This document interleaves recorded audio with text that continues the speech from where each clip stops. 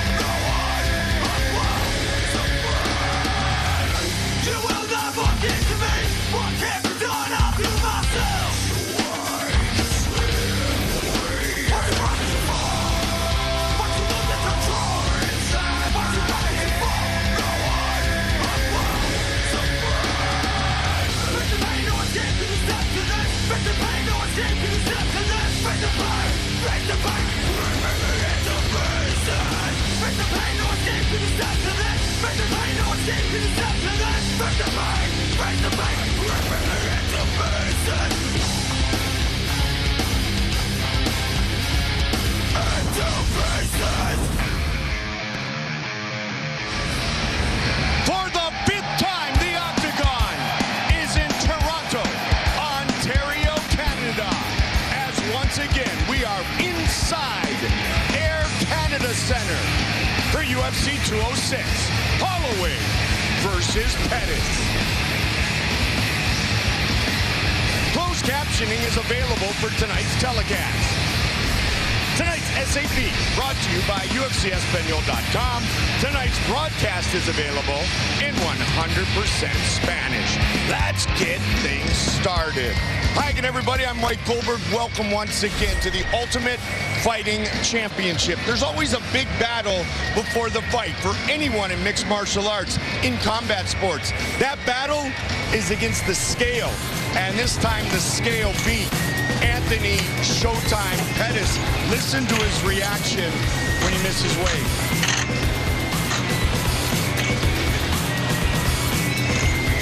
.148. 148, Joe. The plans are different. Max Holloway can still win a title. Anthony Pettis cannot. Yeah, it's very confusing. Yeah. It's very unfortunate, and it's a huge problem in MMA. That aside, this is an outstanding fight. It's a huge fight for Max Holloway because he gets to fight for the interim title. It's a huge fight for Anthony Pettis because he gets to fight Max Holloway.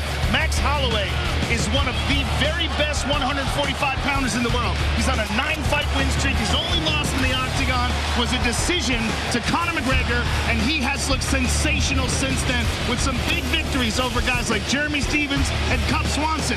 But Anthony Pettis, at his best, is a destroyer. He's one of the best kickers in mixed martial arts today. He's got a very underrated submission game, and he is highly motivated for this fight. Particularly the fact that he lost weight is going to give him even more motivation, because you can't lose after you lose that kind of weight, and you're in that terrible position that he's in right now. No question. Can't win. Yeah, it's very unfortunate, as we all know. Max Holloway, though, he is just like BJ Penn, just scrap. All right, co-main event, both men, Joe, fighting for the 23rd time in their UFC careers. Donald Cerrone, Matt Brown. Oh, this is a fan dream fight right here, ladies and gentlemen. Donald Cowboy Cerrone has Max looked nothing short of sensational since his move up to 170 pounds. He's got an extremely underrated submission game, beautiful Muay Thai, and at 170, he looks so strong and quick because he's not depleting his body. But Matt Brown is a barbarian. He's a destroyer. He is a seek and destroy type fighter that you gotta love to see against a guy like Cowboy Cerrone, because they both have these solid bases in Muay Thai. They both have outstanding submission games, and this is a huge fight for the welterweight division. Matt Brown is all about business as we get set for our co-main event. It should be a spectacular matchup. Great to be here inside Air Canada Center. We are set for a great night of fights.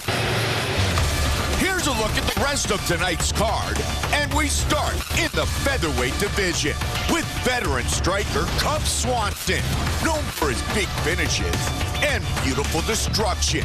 He will fight the Korean Superboy, Do-Ho Choi, 3-0 in the octagon in a total time of just 4 minutes and 33 seconds.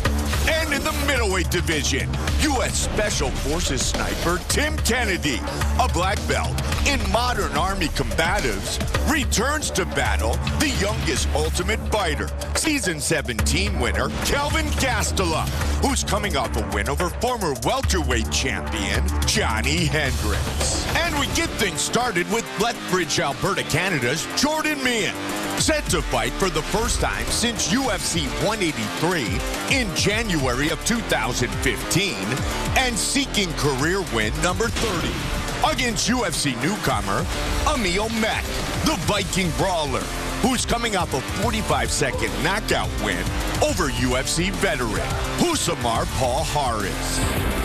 Our rules of the octagon. 3 judges scored the bout duration, 3 5-minute rounds. Tonight's interim title fight is scheduled for 5 5-minute rounds. A 10-point must scoring system is in effect, with the round winner gaining 10 points, his opponent 9 or less. Judges will score the bouts based on effective striking and grappling, followed by aggression and octagon control in that order. Back inside Air Canada Center for the first time since 2013. The fans are ready. Canada's own Jordan Meehan is back from a short retirement and eager to get right back into the mix at 170 pounds as he takes on highly touted newcomer Emil Meck. There are no easy fights in the UFC, so Emil Meck's first walk to the octagon will be a tough test against Jordan Meehan. But the Norwegian prospect has made a career of seizing opportunities in front of him, and he believes that this is just the next stop of his impressive journey. I'm very excited to make my UFC debut. It's been a long time coming, and I really think I deserve this. I plan on getting into Emil's head tonight with pressure, my footwork, staying in his face, and keeping it good pace on him. After building a reputation on the European MMA circuit as a fighter to watch, Norway's Emil Meck made an impact on the international scene in May of 2016 with a blistering 45-second knockout of UFC veteran Husamar Paul Harris. That victory earned Meck a place on the UFC roster. And tonight, he will make his octagon debut against Canadian star Jordan Meehan. I'm confident I'll beat Jordan Meehan tonight. My cardio is better, I'm stronger and faster, and my fighting spirit is the strongest. Back to resume his career after a short hiatus from the sport, Alberta's Jordan Meehan is hungrier than ever to win a welterweight title. And at just 27 years old, Meehan has plenty of time to get there, as well as the talent that has seen him defeat the likes of Mike Pyle, Hernani Perpetuo, and Dan Miller. Tonight I'm going to beat Emil Meek because of my pressure, because of my timing, and I'm going to not stop and keep going forward until my hand is raised.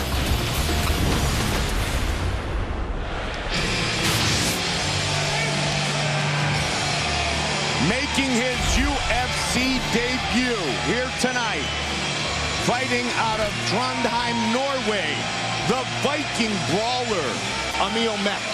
Emil Meck is a wild man. He's a fun guy to watch. really wild and aggressive style. He's a very physically strong guy. He's got an excellent set of tools as far as his strikes and his grappling. Very well rounded. But he's got a big test in front of him tonight to take on a guy like Jordan Meehan, who is fighting his 40th professional fight here tonight. It's a huge task, but that is what the UFC proposed to Emil Meek, and he jumped at the opportunity to prove his merit. Emil Meek, on his opponent, Jordan Meehan, said he's probably the best unranked fighter in the division, but I'm here to beat up the best guys. 7 of his 8 career wins by knockout, the other a guillotine finish. 5 of those in the first round. Very proud of his heritage, very proud to represent Norway here in the UFC. He tried to bring a battle axe to a press conference. That's how crazy this dude is. They're like, yeah, you can't bring weapons to a press conference. Carries this crazy battle axe with him. Like, yeah, dude. That's why he's the Viking brawler, I guess.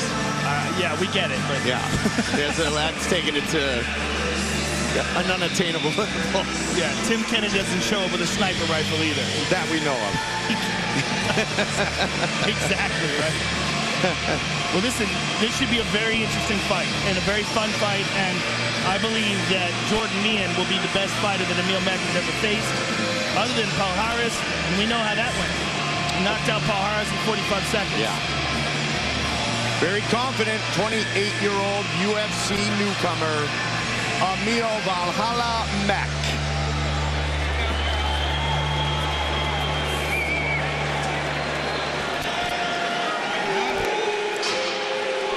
Joe, you mentioned 40th fight for Jordan Meehan, who is only 27 years old, and he took off almost 2 years, retired.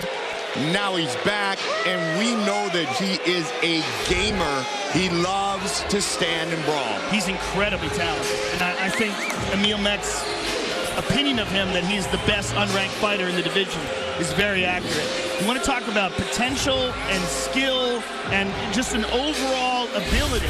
Jordan Meehan is world class, and he's had some world class moments inside the octagon, but he's also had some moments that fell apart on him. He was dominating the fight with Thiago Alves until Thiago caught him with a beautiful body kick and finished him off. He had some great moments in his fight with Matt Brown till Matt Brown took over in the second round and stopped him. So he's had these moments where we've seen his ability. His fight with Cyborg, the male Cyborg in Strikeforce, was outstanding. Showed one of the best finishing combinations with elbows I've ever seen in MMA. Extremely talented and well-prepared kid. It's just a matter of where his head's at. To take that much of a break and to retire at 25 years of age and come back at 27. It's going to be interesting to see how he performs here tonight. We are about to find out. Our tail of the tape for this, our first fight, live on pay-per-view. Brought to you by the Government of Ontario. The Canadian Meehan 27, the Norwegian is 28. He will have a slight reach advantage to get our pay-per-view officially underway. Bruce Buffer. Ladies and gentlemen, we are live from the Air Canada Centre in Toronto, Canada for UFC 206, Holloway versus Pettis. And now, this fight is 3 rounds in the UFC welterweight division.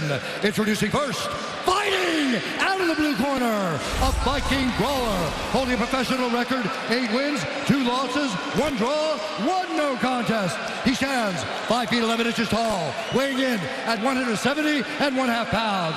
Fighting out of Trondheim, Norway, Emil Valhalla Meek. And now introducing his opponent, fighting out of the red corner, a mixed martial artist holding a professional record, 29 wins, 10 losses. He stands 6 feet tall, weighing in at 170 pounds. Fighting out of Lethbridge, Alberta, Canada, Jordan Young Gun Meehan. And when the action begins, our referee in charge, Dan Mergliotta. Dan Mergliotta, our referee. Jordan Meehan returns to the octagon for the first time in 1 year and 10 months. In UFC fans, let your voice be heard. Tell us who you think is winning each fight by following at UFC on Twitter. Here we go. White trunks for Emil Mack, black trunks for Jordan Meehan. Both men kick at the same time early. That's a heavy kick from Jordan Meehan. Yeah, beautiful timing on that as well, and beautiful one by Mack. Shoots, got it. He gets the takedown, tries to step over the half guard. Mack right back up to his feet. It looked like Meehan just kind of let him up. Oh, wow. Nice combination. Jordan Meehan, a lot of his time, he trains with the help of his father at the Canadian Martial Arts Center in Alberta, but he has, Joe, also trained at American Top Team. He's got a really sweet jab. He's landed that a few times here as Mack moves forward. Nice leg kick by Mack. Another heavy one. Meehan takes him down. Mack looking for a submission, but he does not have half guard here. He's got to be real careful with this position. He's inside control and he's still holding on to the neck. He's got to let that go.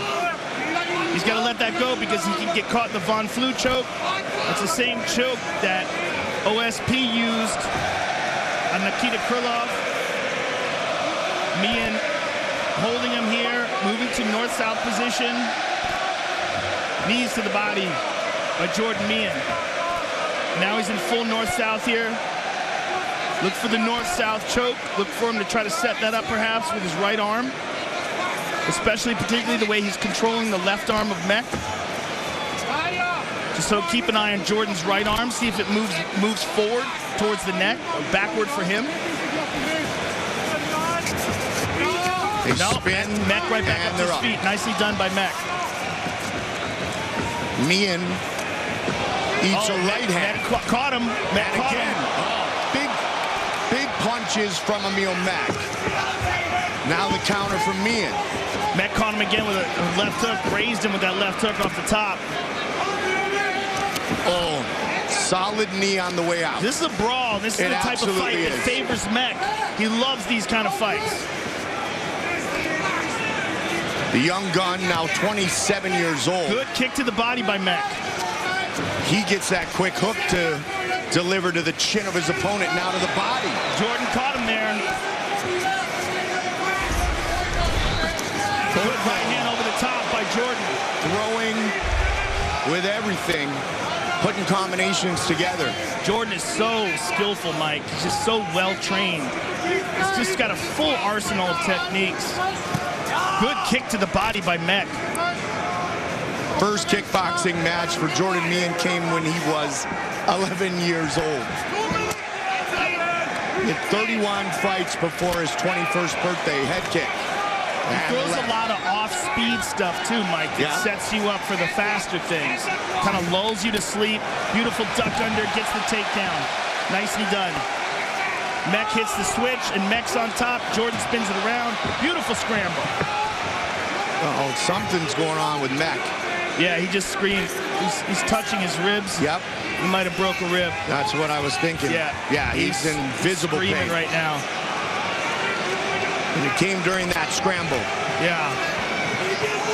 And he's acknowledging it, which is not good.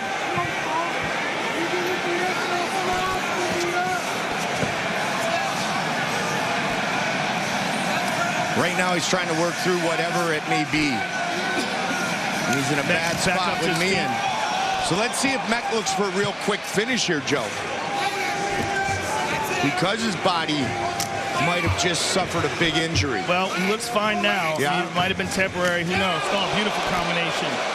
The right and the left really stunned Mack. Look at that. Mack's in trouble. Oh, they got him. Just as I mentioned, Mack was laughing, looking for a finish. Meehan, he got hot and he laughed.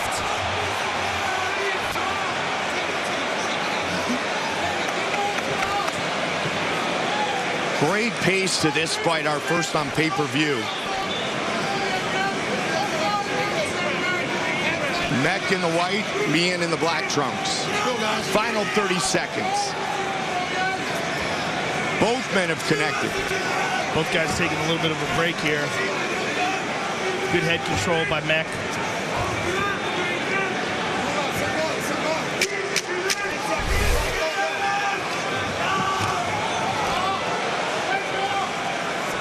Good leg kick by Mech, and another one. Let's listen into the corner of Emil Mech. Yeah, he's touching his ribs. Hi. Hey.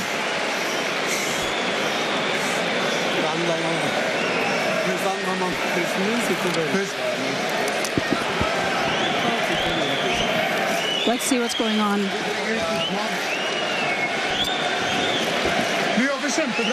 You did really good, Emil. You did really good work. You have to make more tricks when you're getting tired. Here's where we think he got Dance more when you're getting tired. When you get tired, take 2 or 3 seconds.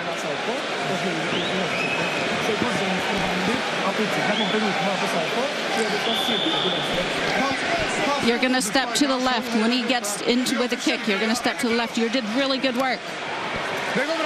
Adrenaline can take over, that's for certain. Something popped, but Emil Mech ready to go and start round number 2 in what has been a very aggressive battle between the Canadian and the Norwegian, who comes out swinging again. Both guys exchanged leg kicks, and Mech just throwing bombs.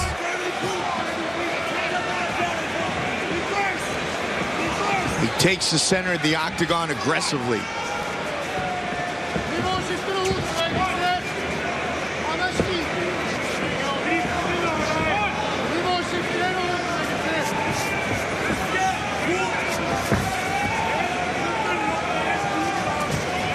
Check.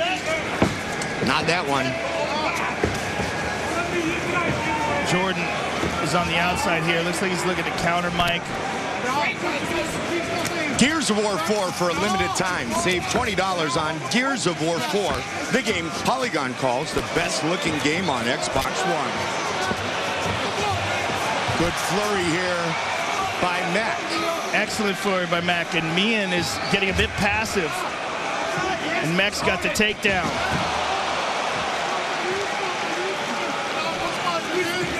Both men now with a takedown in this fight. Mech trying to push Mian up against the cage.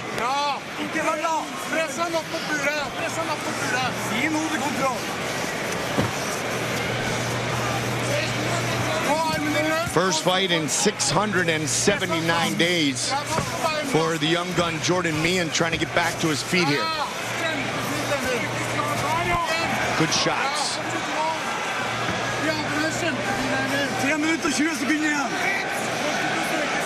Well, whatever might have happened, Joe, it doesn't seem to be affecting Emil Mech here in this second round. No, it doesn't. And Mian, again, looks very passive. He's just sort of biding his time here. He's laying on his back. He's not being aggressive as far as attacking off his back or trying to get back up to his feet. He's defending. I mean, he might think that, he's such a veteran, he might think that Emil is just using a lot of energy, and he might start to fade. He might be saving himself for the third round, but it is the UFC debut for Emil Mech. And look at this. Emil is trying to set up an arm triangle, and Jordan defends. But again, this doesn't look good. I mean, the way Mian's just sort of laying there. Dan Mergliotta might stand him up here soon if something doesn't happen.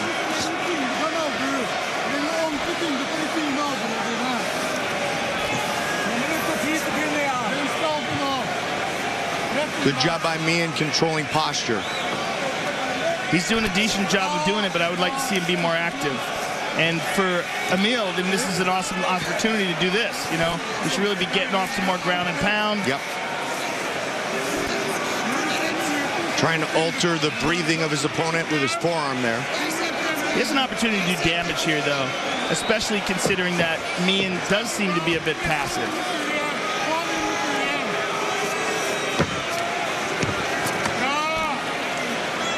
The coaches, his father Lee, they're fairly passive as well. No one's really fired up here.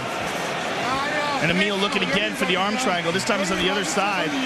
And the only thing stopping him from doing that is that right leg being in place. Now he moves to mount. So this is not a good spot. But he should be dropping bombs down on him now. Yeah. A lot of time to work for Mac here. He's got the arm triangle. He's got it, Mike. This is not a good position for Jordan, and he escapes. He hip escaped. And now Mech is dropping some shots on him. Picking up the pace here with the ground and pound. 1 minute. Now less. Good round for Emil Mack. Excellent round for him, particularly in that we were worried about his rib. Yeah. And it doesn't seem to be affecting him at all.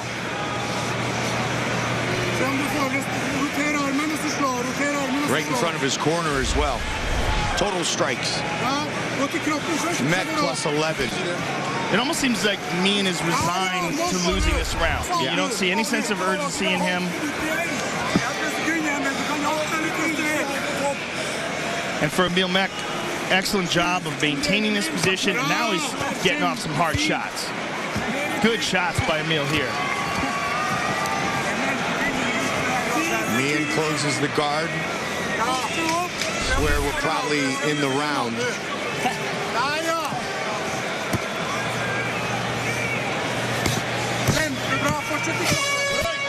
And we're going to go to Meehan's corner and see what kind of advice his corner gives him.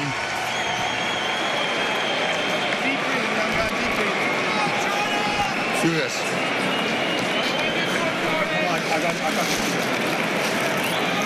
Deep breaths. 10 deep breaths. Let's go. Okay, that round was his, all right? You can't let him put you on your back again. You got to stay loaded on your toes. You throw your jab, you're staying out there, and he's coming back countering you, right? You got to rip it and move. Double jab, not just one. 1, 2, 1, 2. Right straight, right kick. 7, right straight, liver shot, elbow. That landed before, and it'll land again. You're doing a really good job. Just watch your guard. You're doing a really good job. Let's go, Chad. 5 minutes remain. Debut for Emil Mack. Return for Jordan Meehan. Ready, sir? You ready, sir? Final round. Let's go. Fight. Third and final round. Lee Meehan said, son, you cannot be put on your back again. Wants him to put together some combinations. Mack the aggressor here early.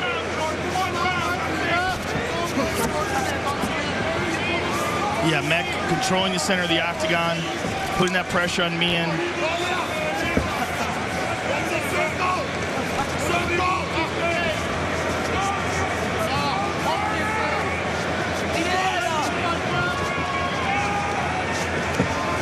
Got him with that combination and a good kick. Solid inside leg kick by Mack.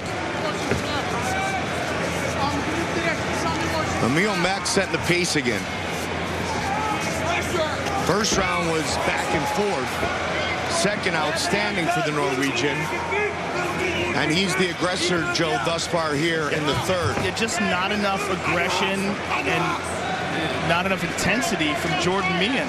And Emil Mack is doing a great job. He's controlling the center of the octagon, being more aggressive, applying more pressure, landing more shots, and just dominated the fight on the ground. There was a good right hand there by Jordan, but Emil Mack ate it, comes back for more, and now Jordan's on his back again.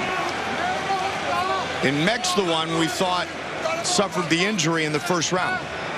Well, he did. It's just will be interesting to find out exactly what it is. But he's fighting through it. No visible signs of any hesitation at all from Emil Mack.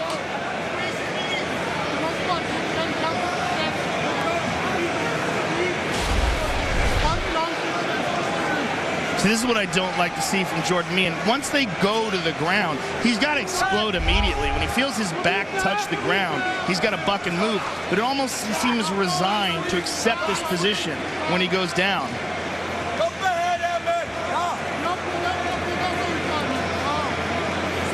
Mack stayed busy enough, Joe, in the last round that the two fighters did not get stood up by Dan Miragliotta. Good shots to the body again here in round 3.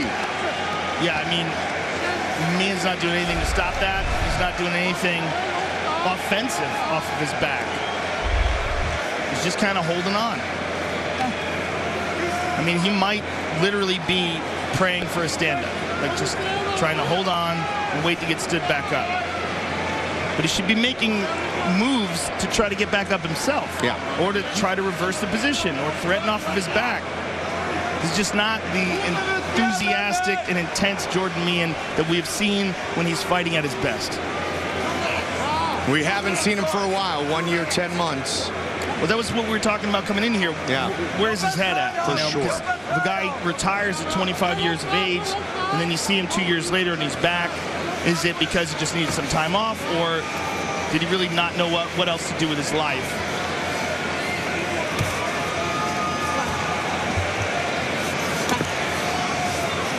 All kinds of octagon control for Emil Mack. Nearly 6 minutes of top position. Yeah, Jordan Mian has a minute and 20 seconds to turn this around. He's losing this round. Lost the second round clearly. And for Emil Mack, it's more of this. Yeah. More of this. Stay on top of him. Avoid any submission attempts if they come up, and just keep being busy. Don't get stood back up. Mack on a 3-fight win streak. 60 seconds remain. So I think to categorize this, you would say this is a very good performance for a newcomer, and not a very good performance from a kid with a lot of potential. Certainly not what we saw in the past from Jordan Mian. Because as you mentioned, Joe, in the fights with Thiago Alves and Matt Brown, he was good early. Yeah, he had his moments for sure. Thiago just caught him with a beautiful kick. And stunned him, and Matt Brown and him went at it for the first round, and then he got him in the second round. He's attacking with an armbar here, but it's nowhere near. The Viking Brawler playing to the crowd here at Air Canada Center. Final seconds of the fight. Mian trying to tie up a Kimura here. They go the distance. Judges will determine our winner. Our fight replay brought to you by Budweiser. This Bud's for you. This is the first round of the fight. Mian catches the kick, takes the fight to the ground. Beautiful elbow by Mian. Combination by Mian. But he got tagged.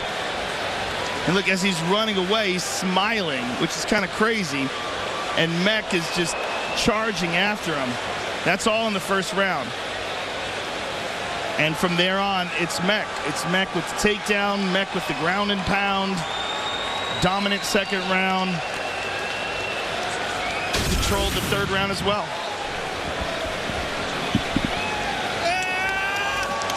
He said, by the time I'm done, everybody in Norway will know what MMA is.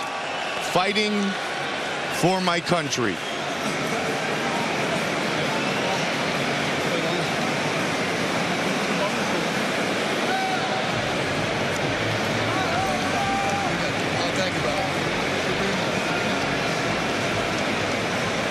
Time for our official decision, brought to you by Metro PCS. Get a fast nationwide 4G LTE network for only $30 period.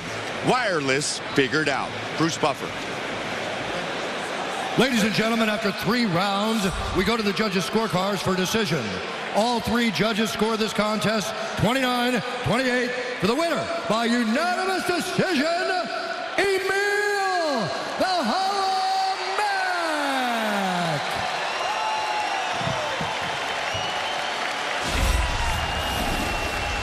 How are you, buddy? I'm here with the winner, Emil Mack. Congratulations on your UFC debut, and an excellent one at that. How are you feeling now? My jaw's fucked, my rib is cracked, but I'm freaking awesome, man. I've been waiting for this whole entire moment, my entire life, and to share it with you, Bruce Buffer, Dana White, and all the Valhalla Army, man. It's awesome! And thank you, Toronto, for taking such good care of me. And Jordan, man, he's a talented fighter. He's the top 10 fighter in my eyes. And to face such a talented fighter on my debut fight in the main guard, oh man, they gotta have faith in me or I'm just stupid. What happened to you in the first round? We saw during one of the scrambles, you grabbed a hold of your rib. What do you think happened? I know I did. I think I pulled a muscle or something during the scramble. And when he was pressing me to the cage, I was just wincing for a little second.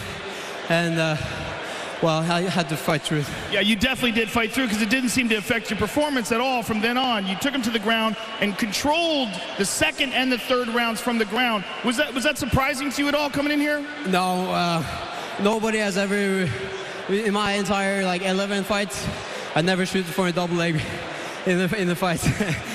Always got the job done with the hands, but I'm a good wrestler, and having fighters such as Musmari, Kent Berg, and Jack Harmonson on my gym, they're gonna make you a good wrestler. Congratulations on a successful UFC debut, and good luck to you in the future, sir. See you on Joe Rogan podcast. Good. Emil Mack, ladies and gentlemen. Excited and justifiably so, victorious in his UFC debut. The Norwegian, the Viking brawler, Emil Mack. Patrick Patterson here tonight. Raptors with a big win in Boston last night. The Raptors, the Maple Leafs, call Air Canada Center home. UFC 206, Holloway versus Pettis, is being brought to you by Budweiser. This Bud's for you. Metro PCS. Get a fast nationwide 4G LTE network for only $30 period. Wireless figured out. Buy Gears of War 4. For a limited time, save $20 on Gears of War 4. The game Polygon calls the best looking game on Xbox One. And by the Government of Ontario. Arriving earlier here at Air Canada Center, Max Holloway, winner of 9 straight, 8 in the featherweight division. His last loss, 2013, to Conor McGregor. And when asked about Anthony Pettis, he responded, just another guy in the way. Also arriving earlier, the former UFC and WEC lightweight champion, Anthony Pettis, who despite missing weight is still laser focused and looking to spoil Max Holloway's plans to fight for the undisputed belt. It's the end of all we know. Fighting is the most important thing in the world, so I have to keep going. Ronda have had time, but now is my time. Look at those shots. Wow. Ronda Rousey. She is spectacular. I'm the best in the world and I'm gonna win. Nobody gonna take his belt. Wow. December 30th, Ronda Rousey returns, and man, has she looked sensational in some of those training videos. She's on weight already, and she knows she has a task in front of her. Amanda Nunes is dangerous. She's a Brazilian Jiu-Jitsu black belt, and she has got nasty power in her hands and kicks. Amanda Nunes, Ronda Rousey, plus Dominic Cruz. His belt on the line against Cody Garbrandt. We see Fabricio Verdum and Cain Velasquez fight against former champion TJ Dillashaw. Friday, December 30th. Tickets are still available. Tonight's Jittacam brought to you by Gears of War 4. For a limited time, save $20 on Gears of War 4. The game Polygon calls the best looking game on Xbox One. Up next, middleweight fight, Tim Kennedy, Kelvin Gastelum, the champion. Michael Bisping is in the studio tonight. Yoel Romero coming off a great win. He certainly did have a spectacular win in his last outing against former champion Chris Weidman. I mean, what a talent-stacked division. Luke Rockhold, Jacare Souza, Chris Weidman still in the mix. Gegard Mousasi, who has looked absolutely sensational. I mean, and Robert Whitaker, who just came out of an amazing knockout of Derek Brunson. It's a spectacular stacked division, and Tim Kennedy is right there in the heat of this division. Of course, Tim Kennedy's last fight was a very controversial loss of Yoel Romero, where Romero sat on his stool in between the second and third rounds, much more than the allotted 1 minute time period. A lot of people thought he should have been disqualified, so it was a huge mess of a fight. Tim Kennedy would very much like to get back in the mix tonight, get a victory over Kelvin Gastelum, and move forward. But for Kelvin Gastelum, this is a huge fight for him. He didn't make weight in his last fight. He was removed from the card. Now he has an opportunity to fight, but he's got an opportunity to fight at 185 pounds, which, quite honestly, he's not really built for. I mean, he won the Ultimate Fighter at 185. He really should be at 170, but he needs to be more disciplined with his diet. It's that simple. He missed the weight at UFC 205. Tim Kennedy was supposed to fight Rashad Evans. That one didn't go. They both are set to fight tonight. Ultimate Fighter winner Kelvin Gastelum is now fully invested in the UFC's middleweight division. Tonight's test, though, will be massive as he faces longtime contender Tim Kennedy. Kelvin Gastelum and Tim Kennedy may have established themselves in different weight classes in the UFC. But as they meet tonight in the octagon, they are clearly major players in the middleweight division and are on the verge of big things in the sport's toughest proving ground. You know, ultimately, I want to fight for the championship. I want to be the UFC middleweight champion. And a win against Kelvin propels me in that direction. This fight against Tim Kennedy is a good matchup because Tim's a very accomplished fighter. He's done a lot of great things in this sport, but I also believe this is my time, and tonight I'm going to prove it. It's no surprise that in his return to the middleweight division, Ultimate Fighter winner Kelvin Gastelum agreed to take on the toughest available contender in Tim Kennedy. Yet after fighting and beating the best of the best at 170 pounds, Gastelum is confident of victory as he gets a fresh start as a 185-pounder. I'm looking for redemption. I need to make a big statement here tonight, and you know, I need to end the year with a big bang. A decorated U.S. Special Forces veteran, Tim Kennedy has cemented his place among the best in the business with a 4-1 run in his last 5 fights. That has seen him defeat Rafael Natal, Trevor Smith, and current UFC middleweight champion Michael Bisping. Tonight, he looks to add Kelvin Gastelum to that list. Kelvin's never faced somebody like me. He hasn't faced somebody that is good everywhere. You know, I can't out-wrestle him. I can out-grapple him. I can out-box him. I can out-kickbox him. I can just flat out beat him in a fight in every single way.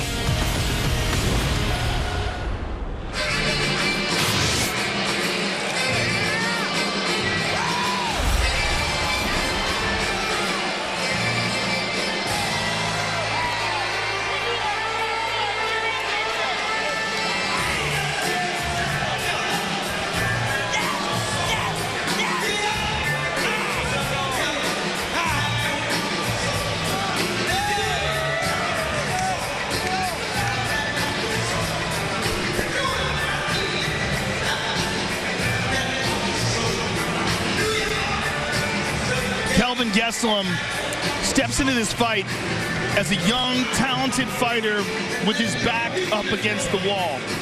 He has made 170 before, has looked very good at 170, and looked like he was on his way to being a top contender. But the struggles with the weight cut are numerous. He failed to make weight against Tyron Woodley. He's failed to make weight several times in the past, but the last straw was being pulled from the Madison Square Garden card.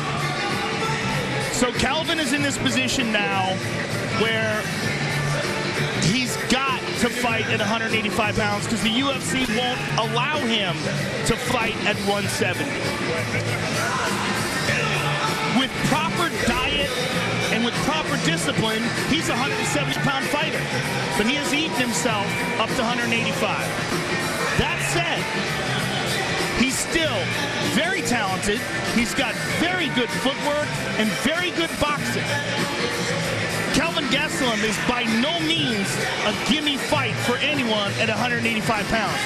I just think to reach his full potential, championship caliber potential, he needs to be more disciplined with his diet, and he needs to be fighting at 170 pounds. Just 25 years old, the youngest ever Ultimate Fighter winner, Kelvin Gastelum.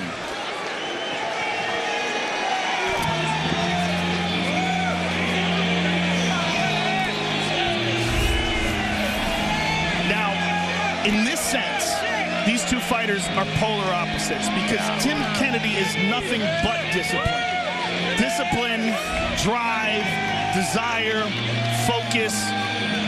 No one is going to accuse Tim Kennedy of slacking off in anything he does. Special Forces Senior Weapons Sergeant, Bronze Star in the Army.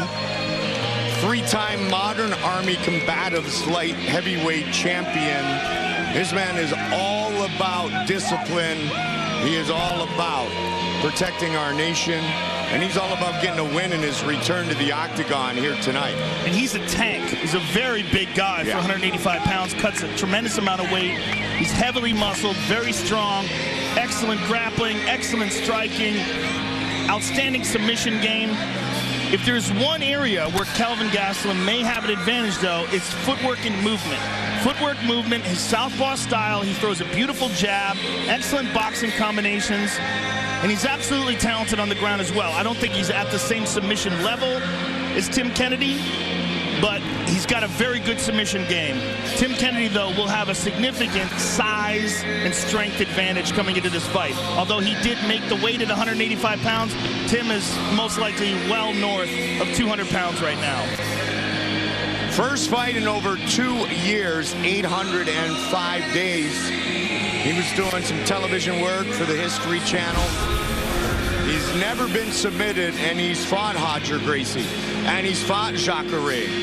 And Joe, to be exact, it was 29 seconds that Romero utilized in between rounds. 29 seconds he stayed on the stool. 29 seconds too long. Kennedy was freaking out, justified. And then he lost real early in that third round. Welcome back, Tim Kennedy.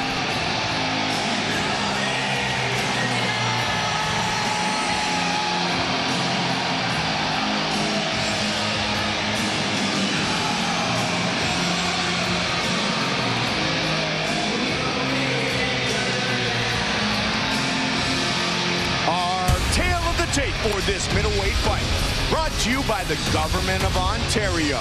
Kennedy, 12 years the elder of Gastelum. Kennedy 2 inches taller and will have the reach advantage. With the official introductions, the veteran voice, Bruce Buffer. Ladies and gentlemen, this fight is 3 rounds in the UFC middleweight division. Introducing first, fighting out of the blue corner, a wrestler and a boxer, holding a professional record, 13 wins, 2 losses. He stands 5 feet 9 inches tall, weighing in at 185 pounds. Fighting out of Yuma, Arizona, by way of Huntington Beach, California, USA, presenting the Ultimate Fighter Season 17 winner, Kelvin Gastelum.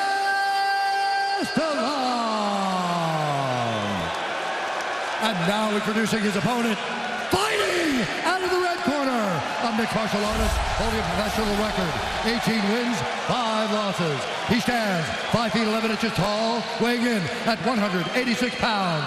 Fighting out of Austin, Texas, USA, presenting the number 10 ranked middleweight contender in the world, Tim Kennedy.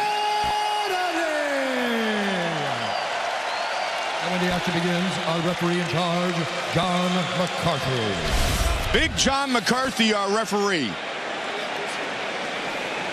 The beautiful Brittany, Ariane, Chrissy, Vanessa. UFC 206. 5th time we have been in Toronto.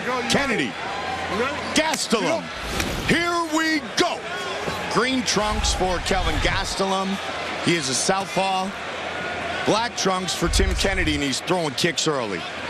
Yeah, he most likely would try to stay on the outside with those kicks until he decides to close the distance and take the fight to the ground, because he knows Kelvin's best attributes are his boxing.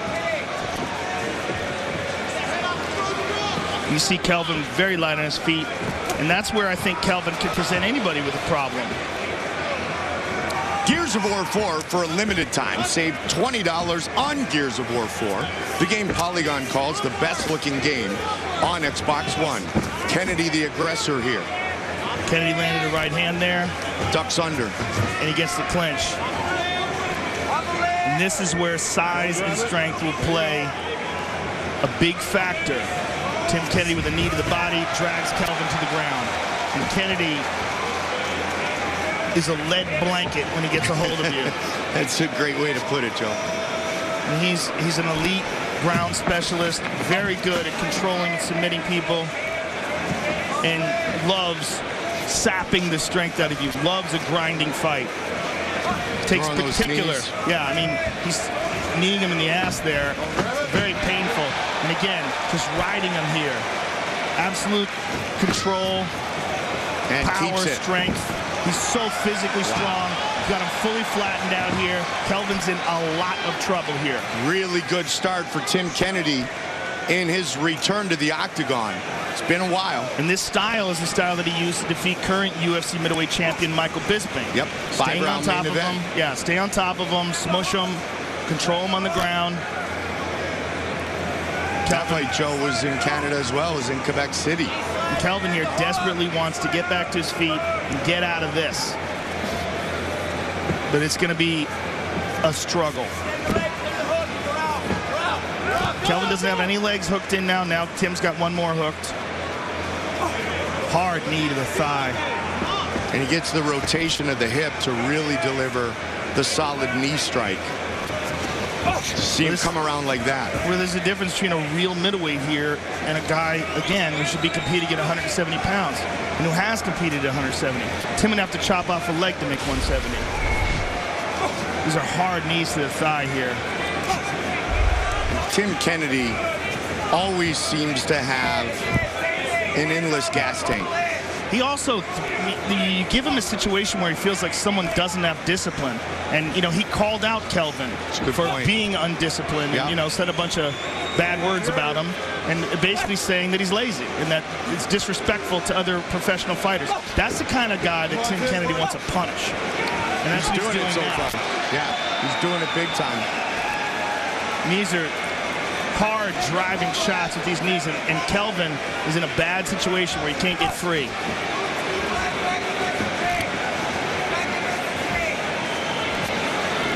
Watch how he turns it over. See how he turns it over from that angle. Makes the impact that much harder.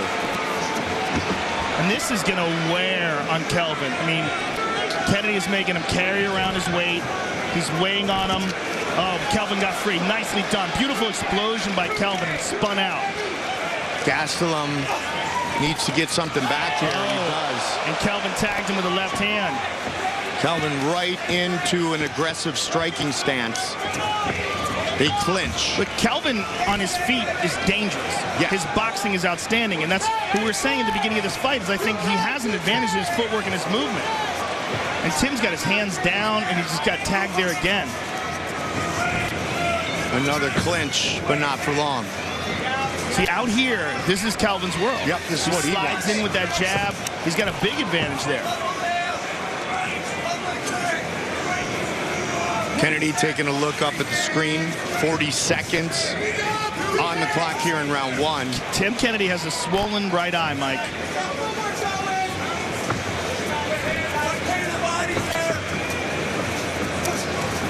Throwing a lot of kicks. Yeah, one of those punches from Kelvin has really put a big mouse under his right eye. See it right here, Joe. And Kelvin's targeting it. And he tagged him again. Tim spun away, but didn't get hit. These final seconds of the round. Wild punches, though, with his hands down. He just got tagged again. Big time. And again, Tim's in trouble. Into the round. He got lit up.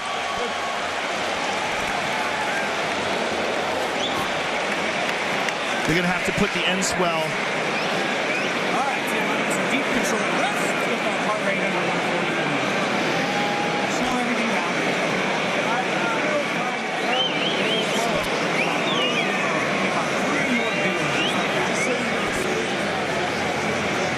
He's great on the cooking hip, but we're getting wide and kind of sloppy. I need you to settle down a little bit and start picking your shots a little bit. You see? Yeah. Just like slow down a little bit, pick your shots. Hit, lock him in. I do not know why they're not putting the end swell on his eye. They're touching that swelling with a rag. Stay tight this next round. But he's got the end swell in his hand. I really don't understand that at all.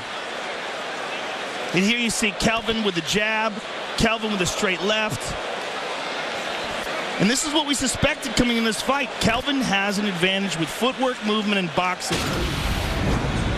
And Kennedy is getting lit up with his hands down. Really? Get up. Kennedy owned the early part of round one. Gastelum owned the latter part of round one. Heavy kick early.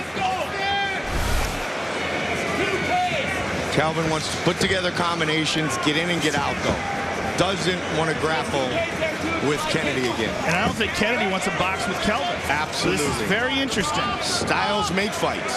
Well, now that he knows that Kelvin's lighting him up on his feet, let's see what Tim Kennedy does to try to mitigate that. Kelvin's a very good wrestler himself, and Kelvin defends the takedown nicely. When Kelvin spins, he gets Tim Kennedy's back.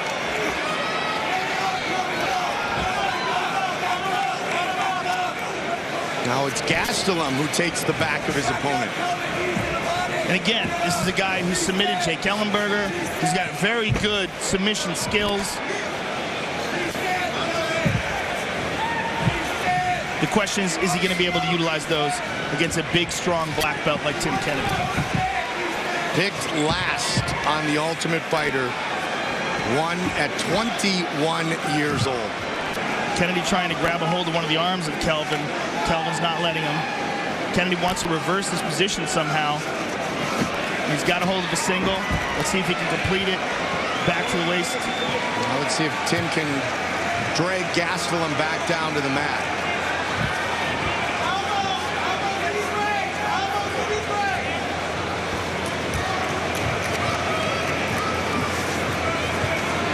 Let's push his head down. Let's push his head down. Push his head in. Don't let him behind. Chance Ferrara, Corey Kelly. Gastelum has spent time in King's MMA as well. Been with Chance Ferrara forever. Kelvin turned him around and hit him with a combination. Beautiful right hook, left hand. Tim's trying to dig in. He's firing back, but there's a big difference in their boxing ability, and you're seeing it when Kelvin uncorks these combinations. Kelvin's more fluid, more efficient, faster. And this is the dangerous Kelvin Gastelum. Light on his feet, good footwork. Midway point of the fight. Good kick to the body there by Kelvin.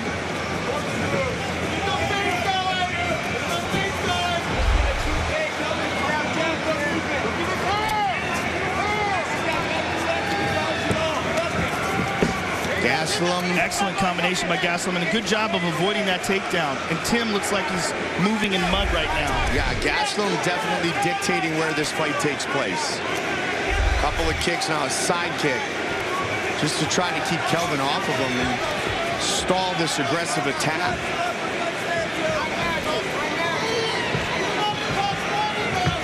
Oh, well done, lead uppercut. And there you see the difference in speed, but if Kennedy can do this, this is where he shines. A lot of time remains here in the round. But he's got to be able to drag him to the ground. Look at this. Kelvin reverses the position.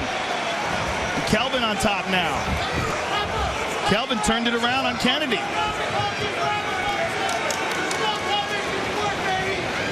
Gastelum beat Nate Marquardt the last time he fought 185. It was a doctor stoppage.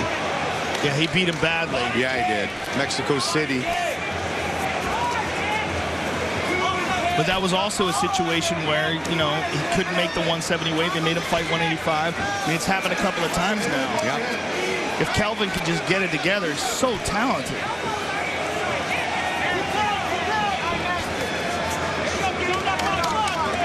Under a minute now here in round two. Kennedy, like you said, He looks like he's His moving pace through is- mud. Oh, I mean, yeah. he's really exhausted here. Slowed down massively.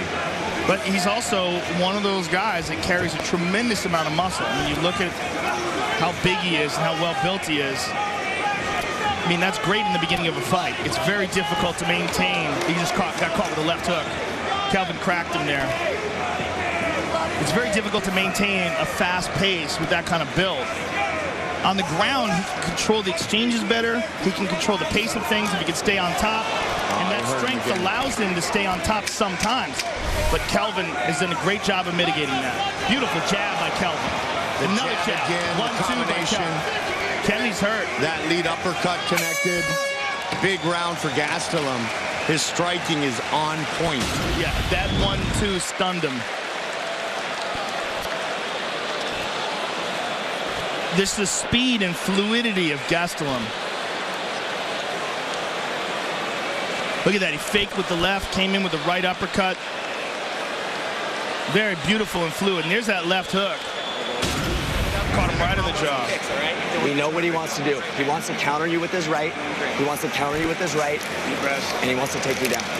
If we are moving, he can't do it. If we're moving, he can't do it. When he's closing the distance, push him away. He has no more You look strength good, bud. left You look good. unless he gets you right inside. Show him who you are right now. Okay, do not let this guy take your money. Show him who you are, Kevin. Tonight's JITAGAM brought to you by Gears of War 4. For a limited time, save $20 on Gears of War 4. The game Polygon calls the best-looking game on Xbox One. Third and final round. Kelvin Gastelum runs towards Tim Kennedy at the beginning of this round. I think he senses that Tim is slowing down. 1-2 by Kelvin. Looking for the neck, spins to the back. I'd be shocked if he decides to stay here, though. I think he's going to try to beat him up. Boom, boom, boom. Kelvin all over him here. Beautiful combinations by Kelvin. Man, standing right in the pocket, Joe. Goes for the high kick. Tim blocked it. Left hand. Left hand again. Kennedy's got to find a way to get the momentum back, and Kennedy's it's not stunned. like that. Kennedy's stunned. He's badly hurt. Kelvin just cracked him again with a lot of time left in this round. Talked about the outstanding hands, Look at the that boxing, head kick. Oh, Gastelum. man, he looks good. Beautiful combinations by Gastelum.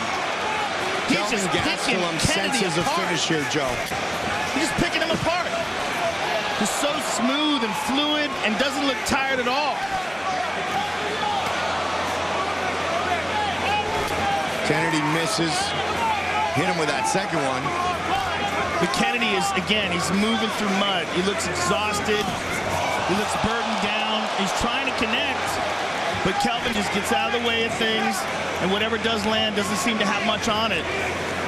Watch for the uppercut, or if was looking for the Kennedy kick leans there. down again, look for a kick or look for a knee in that position. Head strikes, not even close. There's that beautiful jab again by Kelvin. And you look at the way they're both moving now. Kelvin is loose and fluid and looks like he's moving at the same speed that he was in the first round. You cannot say the same thing about Tim. I mean, that's just crazy. I mean, even if that landed, there was nothing to it. I mean, Tim is on full-on survival mode here. But he's a survivor. I mean, absolutely. To his credit, he's not a tougher man alive. He's getting beat up. But he's still there to try to win it. It's just whether or not his body's capable of it anymore. Kelvin continues to stay right there in the pocket. So here's Kennedy, the question. Yeah. The real question is, does Kelvin, is he better off not cutting weight? Is he better at 185 pounds because he's a smaller guy? Because if you look at tonight's performance, it would seem to indicate that. We were thinking that he was a contender. Look at this. Beautiful Combinations landed. Hit is all over. Kelvin Gastelum stops Tim Kennedy. Stunning. Stunning, and he really made it look easy. Just a tremendous performance by a young, talented kid, as we said, with his back against the wall. He needed to win this fight. The question is, Kelvin, when he doesn't cut weight, is he a better fighter? Is he better being a smaller guy? It's hard to say what was the factor tonight. Was it Tim Kennedy taking 2 years off? Tim just not being prepared for a guy like Kelvin? Who knows? But Kelvin Gastelum looked outstanding tonight. Fight Replay brought to you by Budweiser. This Bud's for you. Just the beautiful, fluid combinations of Kelvin Gastelum. There you see the high kick. There he moves in with that left hand. There's that beautiful jab. Just popped him with that jab and had Kennedy stunned. One to the body. I mean, Kennedy was a sitting duck. He looked exhausted. He looked like he was just overrun by lactic acid. Meanwhile, Gastelum looked loose and fast. Just a beautiful job by Kelvin Gastelum. Took his time, picked them apart. Beautiful combinations. And the celebration in the corner of the youngest Ultimate Fighter winner ever. Time for our official decision, brought to you by Metro PCS. Get a fast nationwide 4G LTE network for only $30 period. Wireless figured out. Bruce Buffer. Ladies and gentlemen, referee John McCarthy's called a stop to this contest at 2 minutes, 45 seconds of the third round. Declaring the winner by TKO, Kelvin Gastelum.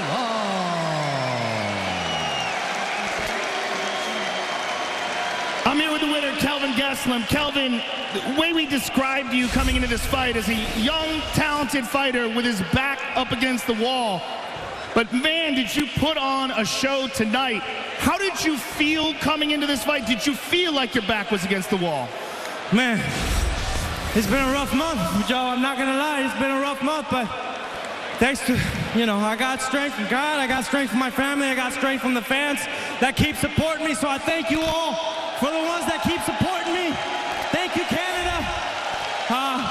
I definitely felt like my back was against the wall. I had a lot of things going on into this fight, and, I proved that I can overcome big obstacles in my life, and that I want to make things right. I want to get back in the good graces of Dana, UFC, and, hopefully this makes up for it a little bit. Now, Kelvin, here's the question. You're a top contender at 170 pounds. You've looked great there, but not cutting weight and coming here tonight and fighting at 185. You look fantastic. I mean, you just lit up a top 10 contender and stopped him, and stopped one of the toughest, most durable guys in the division. Where do you feel you fit? You know what? I felt great coming into this fight. I didn't cut any weight. It's my fault. I get too much overweight outside of camp.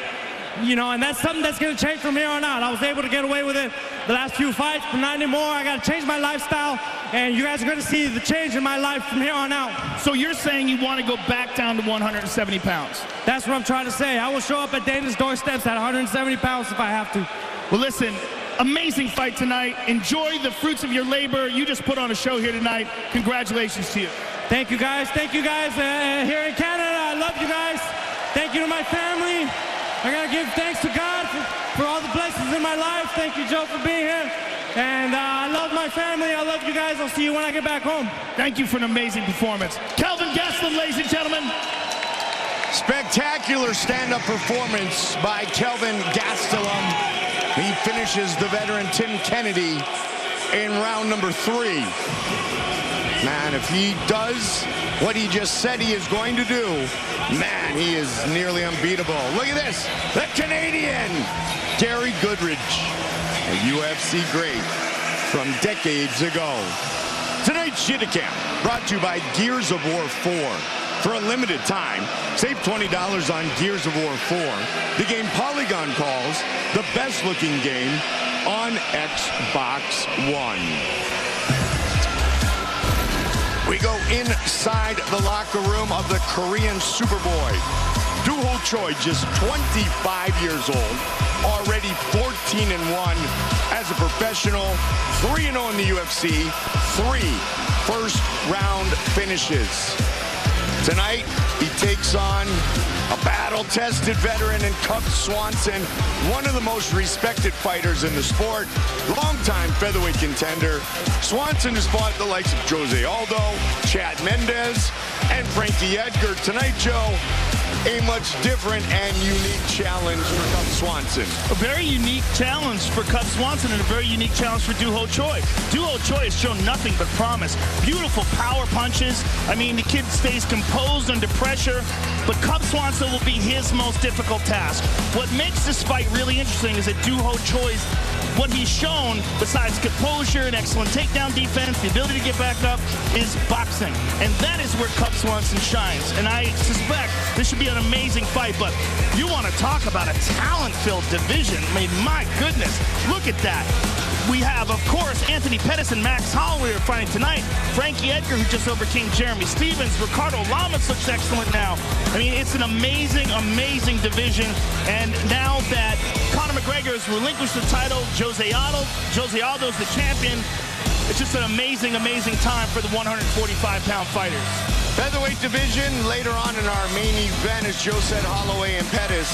And right now, we feature a professional since 2004. Cub Swanson has truly fought the best in the world for over a decade. But tonight, he faces that very unique challenge that comes in the form of the Korean Superboy. Doo-Ho Choi is a very unique and up-and-coming challenger. First of all, he looks like he should be in a boy band. You wouldn't look at him and think, this is a straight-up killer. He's got that unassuming, non-threatening look to him that you just buy into immediately. You think, oh, he's a sweet young man, and cracks you with a massive shot. Early knockdown for Choi. Don't let the aesthetic fool you. Doo-Ho Choi is an absolute killer, and oftentimes his opponent is left unconscious. Superstar potential. He's incredibly aggressive. He's very good technically. He has beautiful boxing, and he stays calm and poised in the middle of a firefight. Doo-Ho Choi gets a knockout victory at home. He landed a brilliant, perfectly placed right hand and shut the lights out on Thiago Tavares.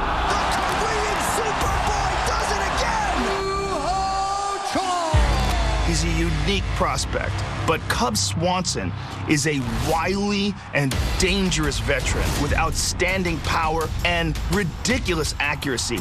Cub Swanson fought Jose Aldo, Frankie Edgar, Max Holloway. He has fought some of the elite fighters in the division. He had some ups and downs in his career, rebounded with an excellent victory over Hakron Diaz, and then another excellent victory over Tatsuya Kawajiri. Cub Swanson still has ridiculous power and an incredibly creative striking game. But Doo-Ho Choi is a guy on the rise. This is a very interesting fight for many reasons, and the winner of this fight will rise up and be one of the most talked about contenders in the 145-pound division.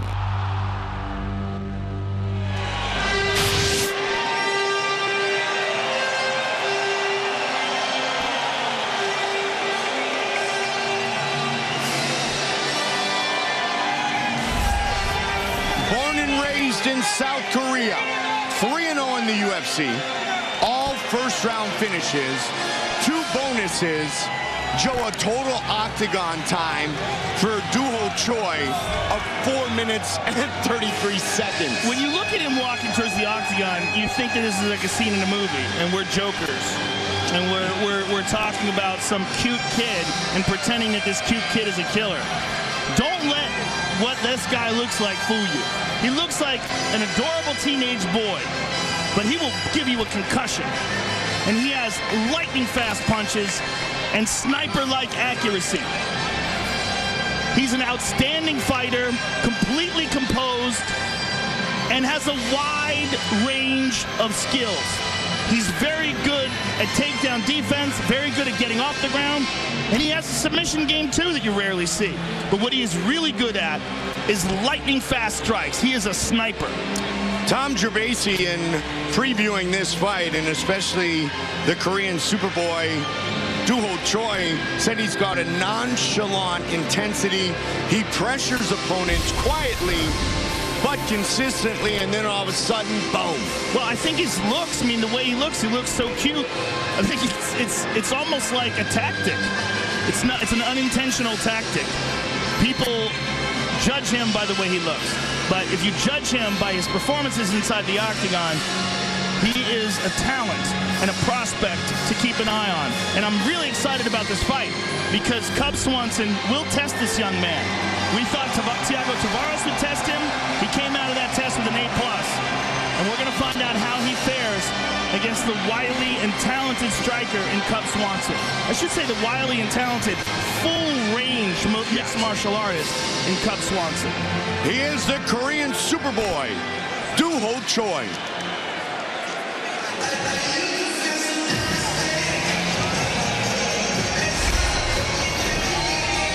31st professional fight for 33-year-old Cub Swanson. Winner of 2 straight. The last victory in August in Salt Lake City against Tatsuya Kawajiri. In fact, he's won 8 of his last 10. And Joe, you just put it perfectly. Cub Swanson can do everything. He really can. He's got a black belt in Brazilian Jiu-Jitsu. He's got outstanding boxing skill. Trains on a regular basis with Yoel Diaz, who will be with him in his corner, who's a world-class striking coach. And what Cub also has is really outstanding creativity. He's very unpredictable inside the octagon, takes a lot of chances, and moves in a very unpredictable manner. He also is extremely accurate. You look at his highlight reel knockout of Dennis Seaver, and it really shows that because Seaver was staggered, he was moving away, and Cub Swanson moving after him was connecting with beautiful punches. He's a very unique talent. And one with ridiculous experience against world-class competition.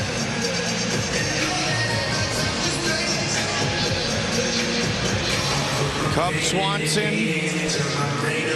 33 years old, but maybe fighting as well as we have seen him fight. He certainly put on good performances in the last 2 entrances. In fact, went into the 3rd round against Max Holloway, who is set to fight later tonight in our main event.